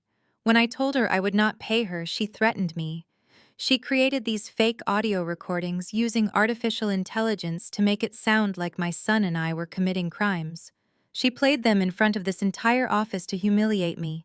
It is blackmail. It is felony extortion. You have to put her in handcuffs immediately." The two uniformed officers exchanged a quick, highly skeptical glance. They looked at Brenda, whose face was red and streaked with forced tears, and then they looked at me. I was standing perfectly still, my hands resting comfortably in the pockets of my tailored trousers. I did not look like a frantic hostage-taker.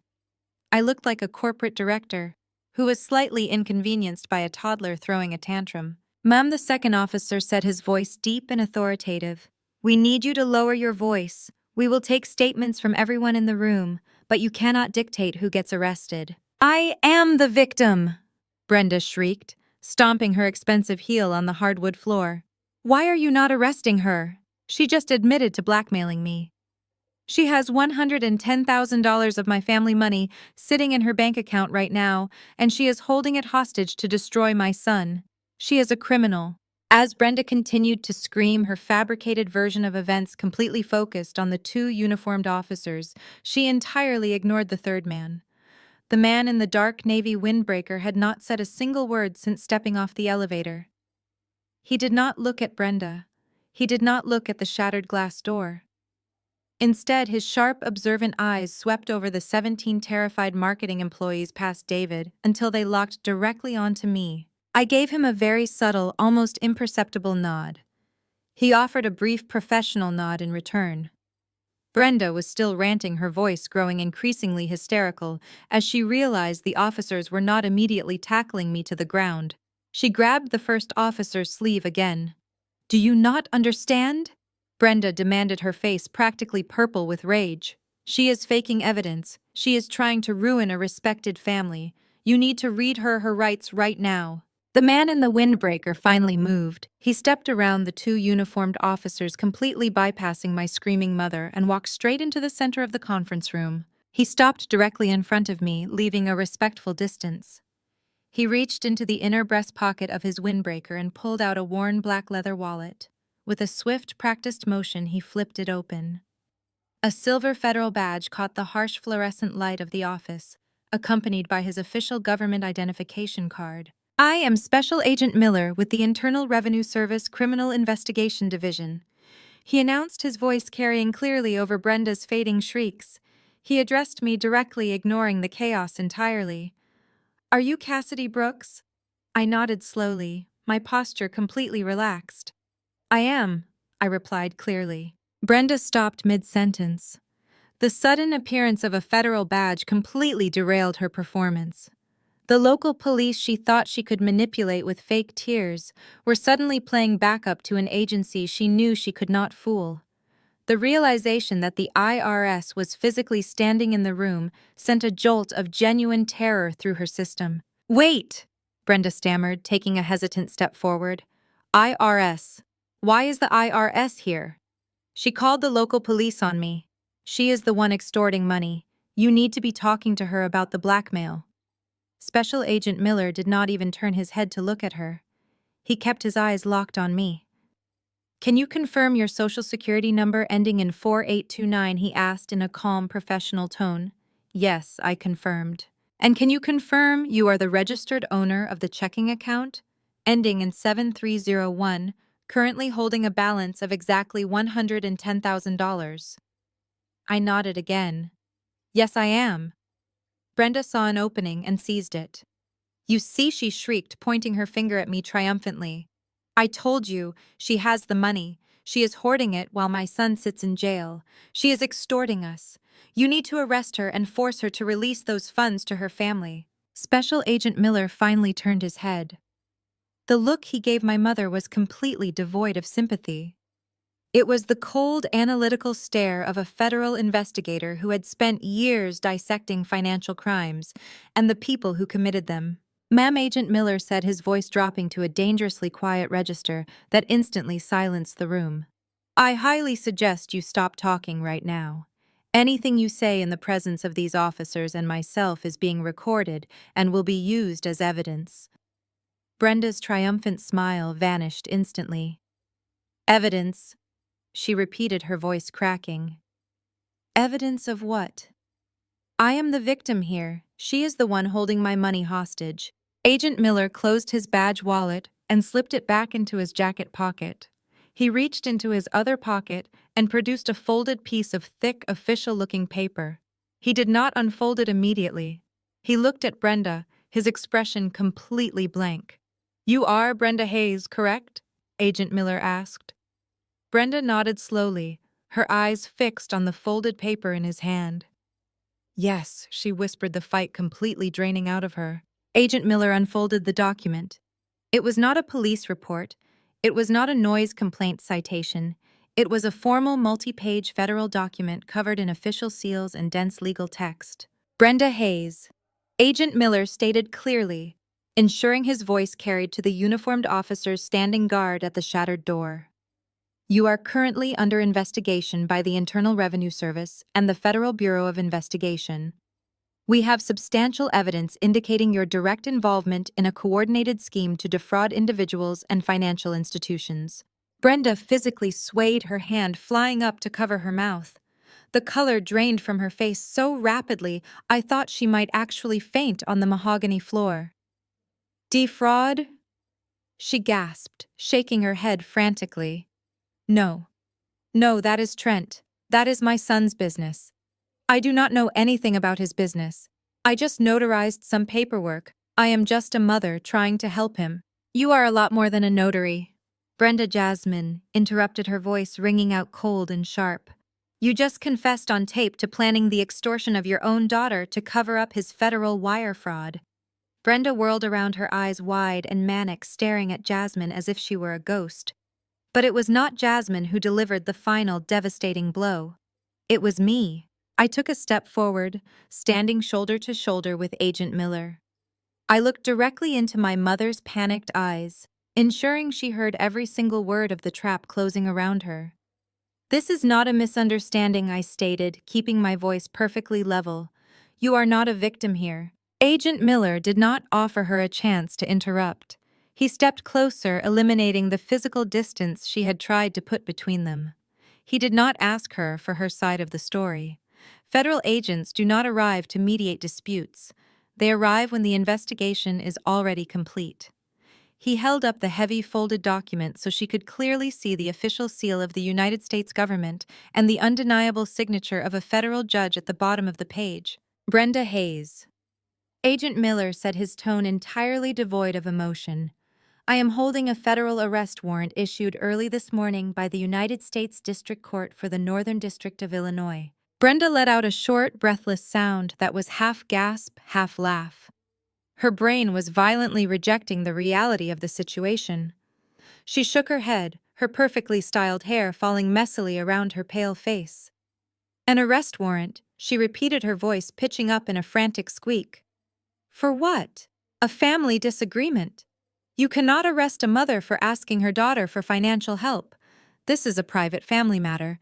I was just asking for a loan. She looked frantically at the two uniformed Chicago police officers, expecting them to step in and agree that this was all a massive overreaction.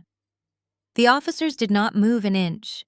They stood by the door, their hands resting comfortably near their belts, acting entirely as perimeter security for the federal agent.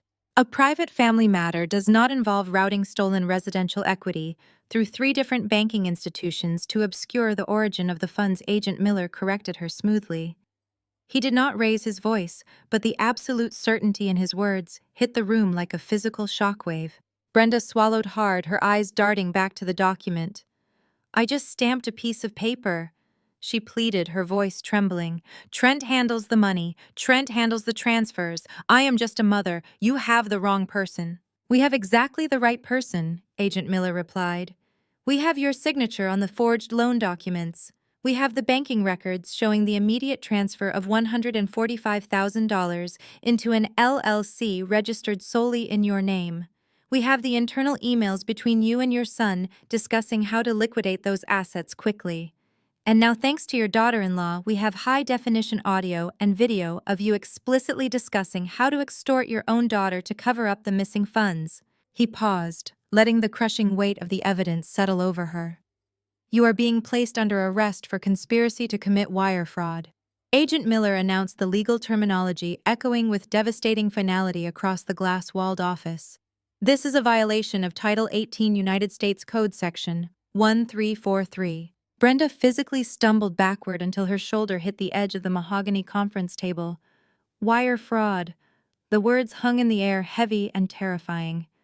She was a woman who cared entirely about appearances, about country club gossip, and portraying the image of a perfect, wealthy matriarch.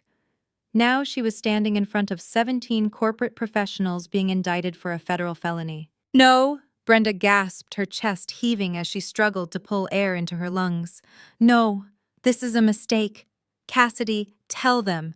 Tell them I was just stressed. Tell them we are family. She reached a trembling hand toward me, her eyes begging for the first time in my entire life. The arrogance was completely eradicated. The vicious, demanding woman who had stormed into my office 30 minutes ago to destroy my career was gone. In her place was a terrified, hollow shell of a person realizing that her actions finally had unbreakable consequences. I looked down at her outstretched hand and felt absolutely nothing. No pity, no guilt, no lingering sense of obligation. You are not my family, I told her, my voice echoing clearly for everyone to hear. You are the woman who ruined my credit to buy a luxury car. You are the woman who watched my brother steal my goddaughter's college fund. You are the woman who came here today to terrorize me into handing over my life savings so you could avoid a prison sentence. You made your choices, Brenda. Now you get to live with them. Now you get to live with them. Brenda stared at me, her eyes wide and bloodshot.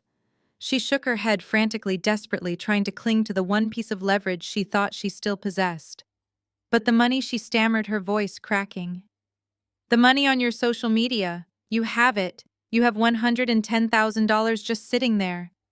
If you do not give it to me, I will tell the judge you are hoarding family assets. I will tell them you are just as guilty of financial manipulation. I let out a slow, deliberate breath. The moment I had been planning for 6 agonizing months had finally arrived. I took another step forward, closing the distance until I was standing just inches away from my trembling mother. I looked her dead in the eye, stripping away the final layer of her manufactured reality. Do you really think I saved $110,000 in 2 years? I asked, my voice dropping to a calm, terrifying whisper that carried across the completely silent room. Do you honestly believe I managed to stash away that exact specific amount on a marketing director's salary while living in downtown Chicago? Brenda blinked, her brow furrowing in genuine confusion. What are you talking about? She breathed. I saw the bank screenshot. You posted it. I did post it, I confirmed, offering her a cold, empty smile. But that money is not a house down payment, Brenda. And it certainly is not mine. That $110,000 is exactly the amount you and Trent embezzled from Jasmine's family nonprofit organization. The air in the conference room seemed to vanish entirely. David let out a sharp gasp, stepping back as if the physical space around my mother had become toxic. Jasmine stood tall, her arms crossed, watching the absolute destruction of my mother's, lies with eyes like shattered glass.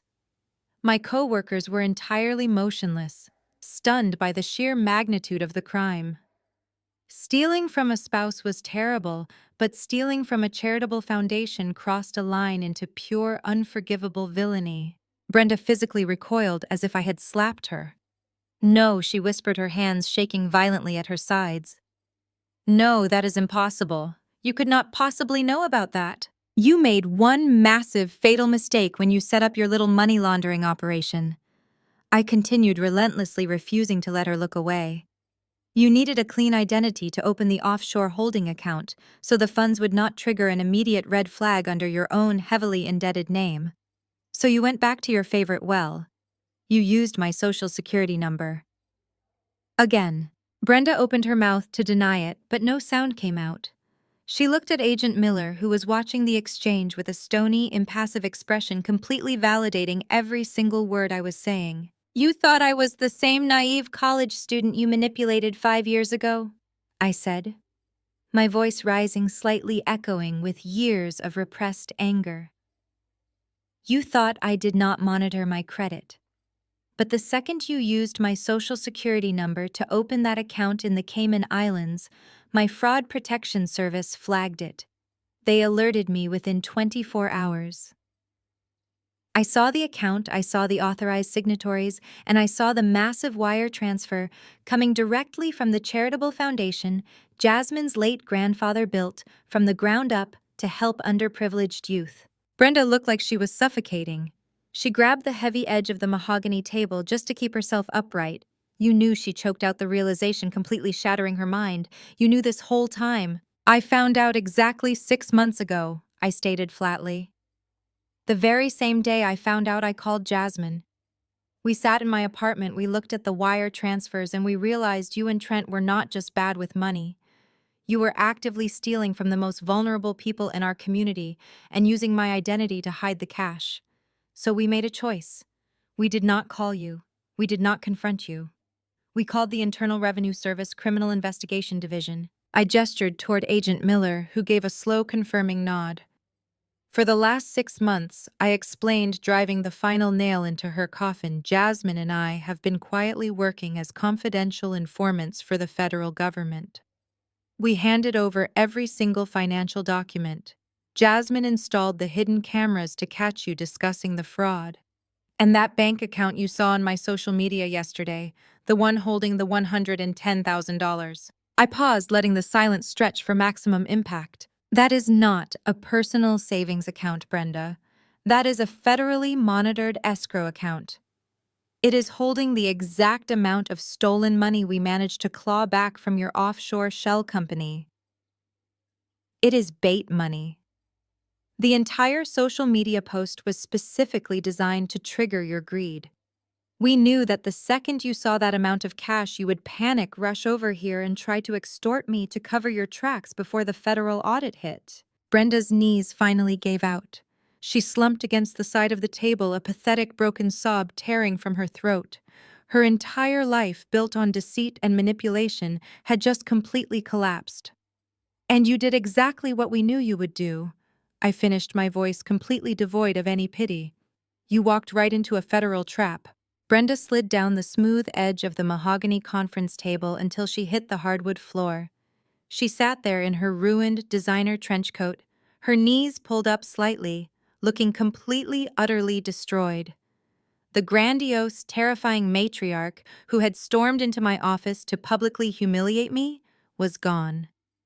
In her place was a broken, terrified criminal finally facing the consequences of her own boundless greed. Agent Miller stepped forward, towering over her. He did not offer his hand to help her up. Instead, he looked down at her with the cold, calculating gaze of a seasoned federal investigator. Cassidy is entirely correct, he stated, his voice ringing with absolute authority. For the past 6 months, the Internal Revenue Service Criminal Investigation Division has been conducting a comprehensive forensic audit of your dietary supplement limited liability company. We know the business was a front. We know there was absolutely no legitimate revenue. We know you and your son have been moving stolen funds through multiple shell accounts to evade detection. Brenda shook her head weakly, staring blankly at the floor. It was a legitimate business, she mumbled, though she sounded like she did not even believe it herself anymore. We sold health products. We were building a brand. You sold nothing, Jasmine snapped, stepping around the table so Brenda was forced to look at her. You and Trent built a house of cards, using my family money as the foundation. And when the walls started collapsing, you panicked. I walked over and stood next to Jasmine, looking down at the woman who had tormented me for my entire life. I wanted to explain exactly how we dismantled her little empire. I wanted her to know exactly how thorough we had been. When Jasmine and I discovered the embezzlement, I explained, keeping my voice perfectly steady. We immediately contacted federal authorities. They advised us not to confront you. If we had yelled at you or threatened you 6 months ago, you would have destroyed the evidence and moved the money to an untraceable offshore account. So we played along. We let you think you were still the smartest person in the room. Meanwhile, Agent Miller and his team were quietly securing warrants to freeze your primary assets. But we needed one final piece of evidence, Agent Miller interjected seamlessly, taking over the explanation. We had the forged documents. We had the bank records showing the initial theft. However, to solidify a federal wire fraud conspiracy charge, we needed to prove active, ongoing intent to illegally transfer stolen funds across state or federal lines using electronic communications. We needed a definitive recorded act of extortion. I crossed my arms, looking at my mother. That is where my social media post came in, I said. That $110,000 was not my savings. It was a heavily monitored, government-controlled escrow account containing the exact sum of money we had managed to freeze before Trent could launder it. We set the bait. We knew Trent was sitting in a holding cell, desperate for liquidity. We knew you were panicking because the federal audit had finally hit your desk yesterday morning. Brenda looked up at me, her eyes wide with a horrific realization. The audit, she gasped. You caused the audit. We provided the evidence that launched it, Jasmine corrected her coldly. But you caused it by committing federal crimes. I continued my explanation, ensuring every single coworker in the room understood exactly what was happening. We knew that if I posted a massive amount of liquid cash online, your greed would completely override your common sense. We knew you would come here, and we knew exactly what you would demand. Agent Miller pulled a small digital recording device from his pocket. He held it up. When you stood in this room and explicitly demanded that Cassidy wire $110,000 from that specific account to the jail you completed the federal crime of wire fraud. You used electronic communication, specifically the cell phone call with Trent on speakerphone, to facilitate the illegal transfer of funds you knew were tied to criminal activity. You gave us the exact verbal confirmation we needed on tape. I added, my voice devoid of any sympathy. You demanded a wire transfer. You threatened my job. You threatened my reputation. You handed the federal government an open and shut extortion case on a silver platter. Brenda let out a ragged, agonizing sob. She buried her face in her hands, her shoulders shaking violently as the absolute finality of her situation crushed her. There was no spinning this. There was no gaslighting her way out of a federal indictment. She had orchestrated her downfall perfectly in front of 17 completely stunned witnesses. For a long, agonizing moment, the only sound in the room was the heavy rain striking the glass and the pathetic, ragged breathing of my mother sitting on the floor. Then pure animal panic took over. The sophisticated, arrogant matriarch vanished, replaced entirely by a cornered fugitive. Brenda snapped her head up. Her tear-streaked eyes darted past Agent Miller, past Jasmine, and locked onto the glowing red fire exit sign illuminated at the far end of the open office floor. She did not think logically. She just reacted. Brenda scrambled to her feet with a sudden, desperate burst of energy. She completely abandoned her soaked designer purse on the floor, shoved her shoulder hard against the edge of the mahogany table to launch herself forward, and bolted toward the shattered glass doorway. She did not make it far. The two uniformed Chicago Police Department officers, who had been standing quietly on the perimeter, moved with lightning speed. They had anticipated the flight risk. Before Brenda could even cross the threshold into the main hallway, the taller officer stepped directly into her path. He did not tackle her, but he firmly grabbed her right bicep, halting her forward momentum instantly. Brenda shrieked, twisting wildly like a trapped bird. "Let me go!" she screamed, her voice tearing at the seams. "You cannot do this. I have to leave immediately. I have a very important appointment." The sheer absurdity of claiming she had an appointment while trying to outrun a federal indictment would have been funny if it were not so intensely pathetic. The second officer stepped in smoothly, securing her other arm to her side. "Ma'am, stop resisting right now," the first officer commanded, his tone completely flat and professional. He swiftly twisted her arms behind her back. The sudden, sharp clicking sound of heavy steel ratcheting closed echoed loudly across the silent marketing department. It was a sound I had only ever heard on television crime dramas, but hearing it locked tightly around my own mother's wrists sent a strange, chilling finality through my veins. The handcuffs were secure. The physical reality of the cold metal binding her hands together completely broke whatever fragile thread of arrogant sanity Brenda had left in her mind. Her knees buckled. This time, it was not a theatrical performance meant to manipulate an audience.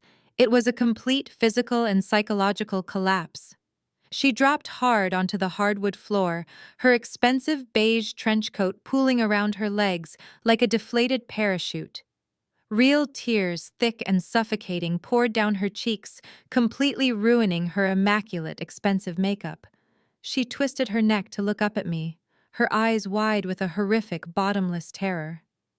"Cassidy," she wailed. The sound was guttural, stripped of all pride and manipulation.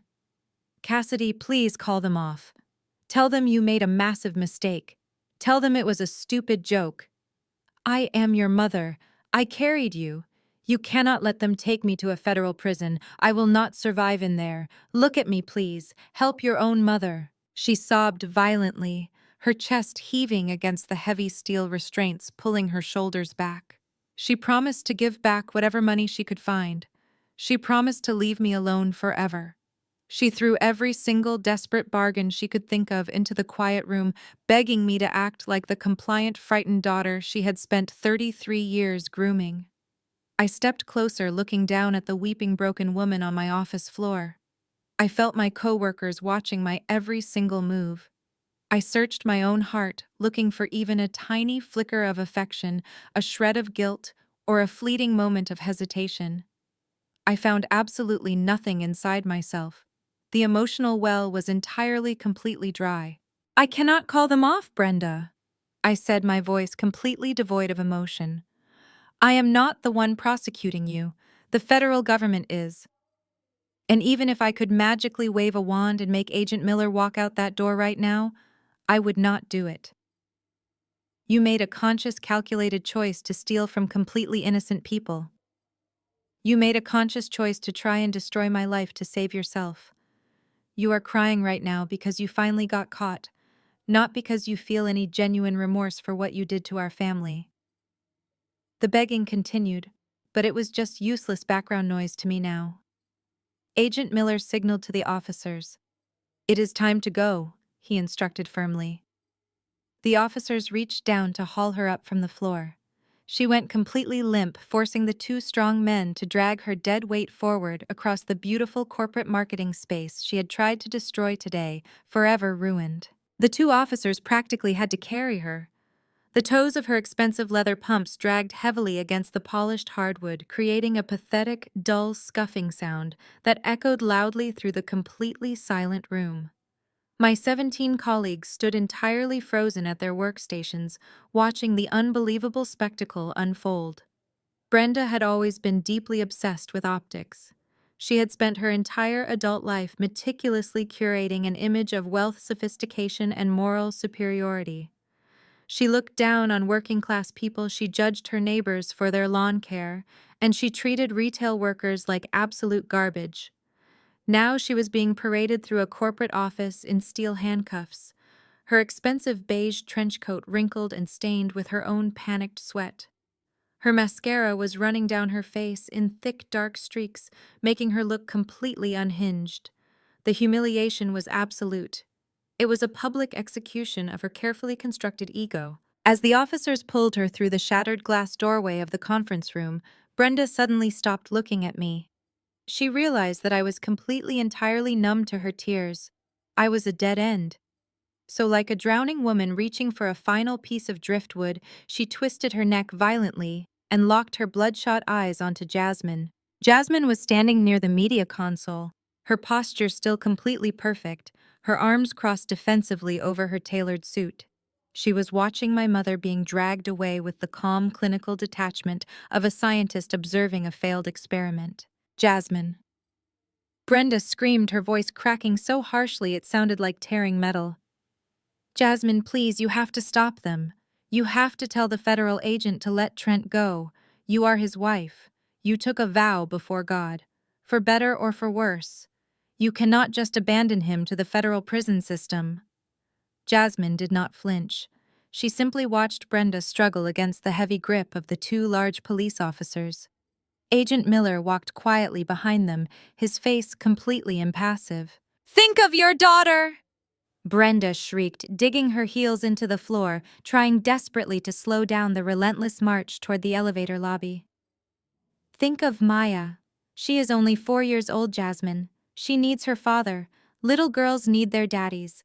Are you really going to be so cold and so utterly selfish that you would take a father away from his innocent little girl?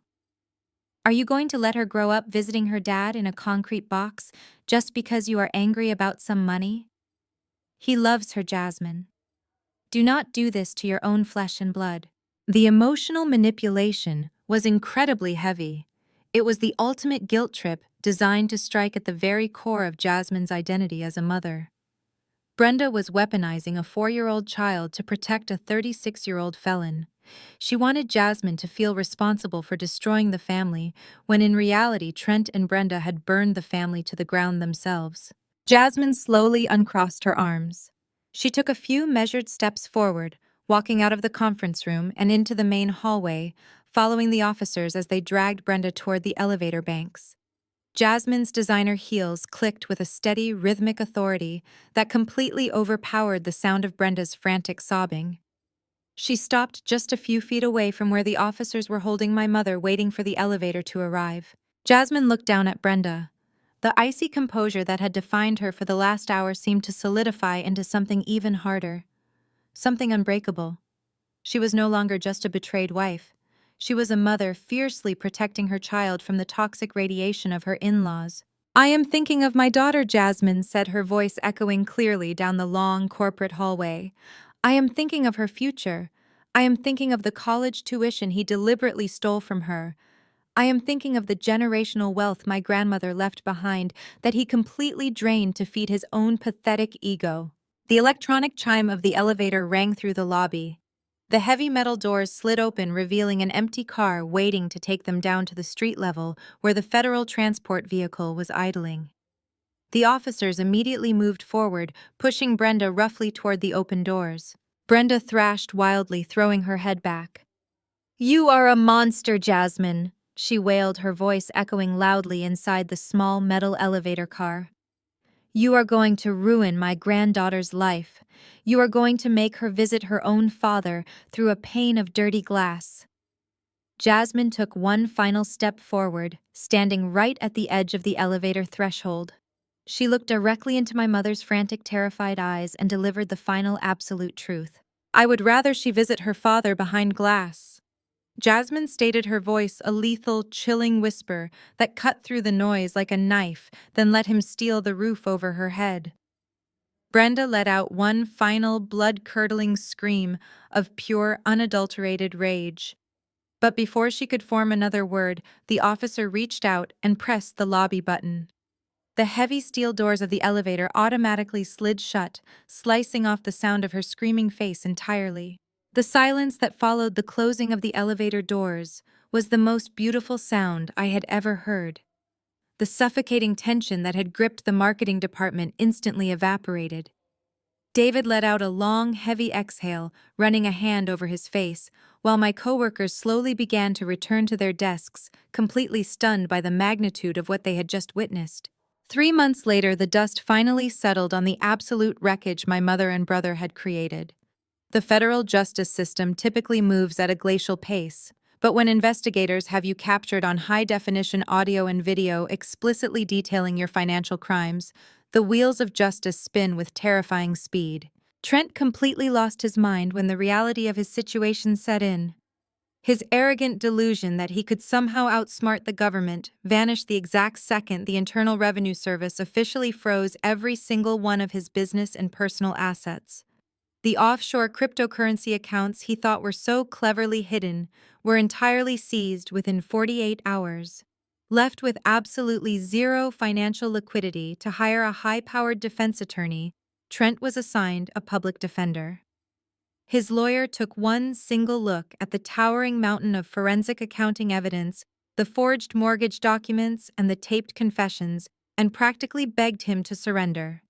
Trent finally cracked. He pleaded guilty to federal wire fraud and embezzlement. The federal judge was completely unmoved by his usual charismatic manipulation and sentenced him to a mandatory 7 years in a federal penitentiary. No early parole. He lost his business, his freedom, and his reputation in one massive blow. Brenda did not fare much better. She spent her first 3 nights in a county holding cell completely stripped of her expensive clothes and her manufactured dignity. She cried until she was physically sick, finally grasping the harsh reality that her country club status meant absolutely nothing to a federal magistrate judge. When the federal prosecutors presented her with a plea deal offering a reduced sentence in exchange for a full confession, she practically ripped the pen out of her lawyer's hand. She pleaded guilty to conspiracy to commit wire fraud and notary fraud. To avoid a potential 10-year sentence, my mother accepted a guaranteed 3 years in a minimum security federal prison. Furthermore, her pristine luxury townhouse, the home she had constantly lorded over the rest of the family for decades, was seized and liquidated by the government to pay back the remaining financial restitution owed to Jasmine's family charity. The fallout within our extended family network was incredibly swift and entirely predictable. For decades, aunts, uncles, and cousins had actively turned a blind eye to Brenda's toxic narcissistic behavior. They had enabled Trent's golden child syndrome, constantly telling me that I needed to be more forgiving, more accommodating, and far less selfish regarding my money. But the absolute second the federal indictments were unsealed and the mugshots were splashed across the local Chicago evening news broadcasts, the family narrative miraculously changed. My smartphone practically caught fire from the sheer volume of incoming text messages, emails, and voicemails. Relatives who had not spoken to me in over 5 years suddenly wanted to grab coffee and reconnect. Aunt Susan left a weeping 10-minute voicemail, apologizing profusely for calling me a bitter spinster during our last Thanksgiving dinner. Cousin Greg sent a massive rambling essay via text message claiming he had always known Trent was a shady businessman and that he had always been on my side. They were all desperately scrambling like rats on a sinking ship to distance themselves from the radioactive fallout of a high-profile federal fraud case. They wanted to secure their place on the winning side of family history. I sat on my plush living room sofa on a quiet Sunday morning, drinking a hot cup of coffee, watching the frantic notifications pile up on my illuminated screen. I did not read the long essays. I did not listen to the crying voicemails. I felt absolutely zero obligation to grant them absolution for their years of silent complicity. With a calm, rhythmic precision, I opened my contacts application.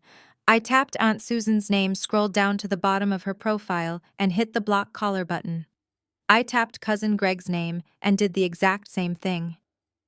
One by one, I systematically went through the entire roster of enablers, hypocrites, and fair-weather family members. Delete, block, erase, delete, block, erase. In less than 15 minutes, I completely severed the rotten branches of my family tree.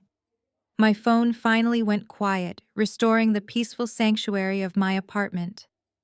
I placed the device face down on the polished wooden coffee table and looked out the large window at the bright, sprawling Chicago skyline. The toxic weight was permanently gone. The toxic weight was permanently gone. That quiet Sunday morning was the beginning of an entirely new chapter. Now, a full year after the absolute chaos in my corporate conference room, I stood leaning against the cold glass railing of my own private balcony. The icy winds of the Chicago winter had finally surrendered to a warm, glowing summer evening. The sprawling downtown skyline stretched out before me, an endless ocean of glittering skyscrapers and moving headlights reflecting off the dark waters of Lake Michigan. I took a deep breath, letting the crisp evening air fill my lungs. The view was spectacular, but the absolute peace in my heart was worth far more than the premium real estate. I turned my head and looked through the massive floor-to-ceiling sliding glass doors into the spacious open-concept living room of my actual luxury condo. It was a beautiful penthouse unit I had purchased legitimately, with my own hard-earned savings, not with stolen charity funds or extorted family money. The interior was decorated exactly the way I wanted it, filled with modern art, comfortable furniture, and thriving green plants. Sitting right in the middle of a plush cream-colored area rug was Maya. My brilliant, energetic 4-year-old goddaughter was entirely engrossed in building a massive, brightly colored block tower. She giggled loudly as the plastic bricks tumbled over her joyful voice echoing off the high ceilings. She was safe. She was happy. Thanks to the relentless work of the federal investigators and Jasmine's meticulous financial planning, every single dollar of Maya's college trust had been fully restored. Her future was completely secure, entirely protected from the reckless greed of the man who was currently serving his 7-year sentence in a federal facility in Indiana. The sliding glass door glided open with a soft, metallic hum. Jasmine stepped out onto the balcony, bringing the faint, sweet sound of jazz music from the living room sound system out into the evening air. She was wearing a stunning emerald green silk dress, looking every inch the powerful, successful executive she truly was. She held 2 elegant crystal flutes filled with chilled vintage champagne. The golden bubbles raced toward the surface, catching the vibrant orange and pink light of the setting sun. Jasmine walked over and handed me one of the crystal flutes. She leaned against the railing right beside me, turning her gaze toward the breathtaking city skyline. For a long, comfortable moment, we simply stood there in shared silence. We did not need to fill the quiet spaces with frantic apologies or manipulative demands. We were 2 women who had walked through an absolute inferno of familial betrayal and emerged completely entirely unsinged. "It is incredibly quiet tonight," Jasmine observed softly, a warm, genuine smile playing on her lips. She took a small sip of her champagne, closing her eyes as the cool evening breeze swept past us. "It is the best kind of quiet," I replied, gently swirling the golden liquid in my glass. "It is the sound of absolute freedom." Jasmine opened her eyes and turned to look at me. The icy, hardened armor she had been forced to wear during the federal investigation was completely gone. She looked radiant, relaxed, and deeply happy. "We survived them, Cassidy," she said, her voice filled with a profound sense of pride and accomplishment. "We actually survived them. They tried to drain everything we had. They tried to weaponize our success, our empathy, and our identities against us. And instead of letting them tear us down, we completely dismantled their entire world." I raised my glass slightly, acknowledging her words. "We did not just survive them, Jasmine. We outsmarted them. We built a fortress they could not breach." Jasmine nodded, her gaze shifting back inside the condo to watch Maya happily playing on the rug. "Blood is such a massive lie," Jasmine whispered, her tone fiercely protective. "Society tells you that you have to tolerate abuse, theft, and manipulation just because you share a genetic sequence with someone. They tell you family is everything, but they are wrong. Blood just means you are related. True family is an entirely different concept. True family is a choice." I agreed, stepping closer to my sister-in-law. "It is built on absolute mutual respect. It is built on establishing healthy boundaries and actually honoring them. It is built on the kind of fierce, unbreakable loyalty that protects a child's future instead of stealing it to fund a fraudulent lifestyle." "You are my family," Cassidy, Jasmine said, looking me directly in the eyes. "You protected Maya. You stood by me when the entire world told you to protect your brother and your mother. You chose us. And I will choose you both every single day for the rest of my life." I promised her, my heart swelling with immense gratitude. Jasmine smiled brightly, raising her crystal flute into the warm summer air. "Then let us make a toast," she declared, "to independence, to breaking toxic generational curses, and to the beautiful, peaceful lives we built with our own two hands." I smiled back, raising my glass to meet hers. "To us," I said. The delicate crystal flutes clinked together, ringing out with a bright, clear, and perfectly harmonious sound over the glowing Chicago skyline.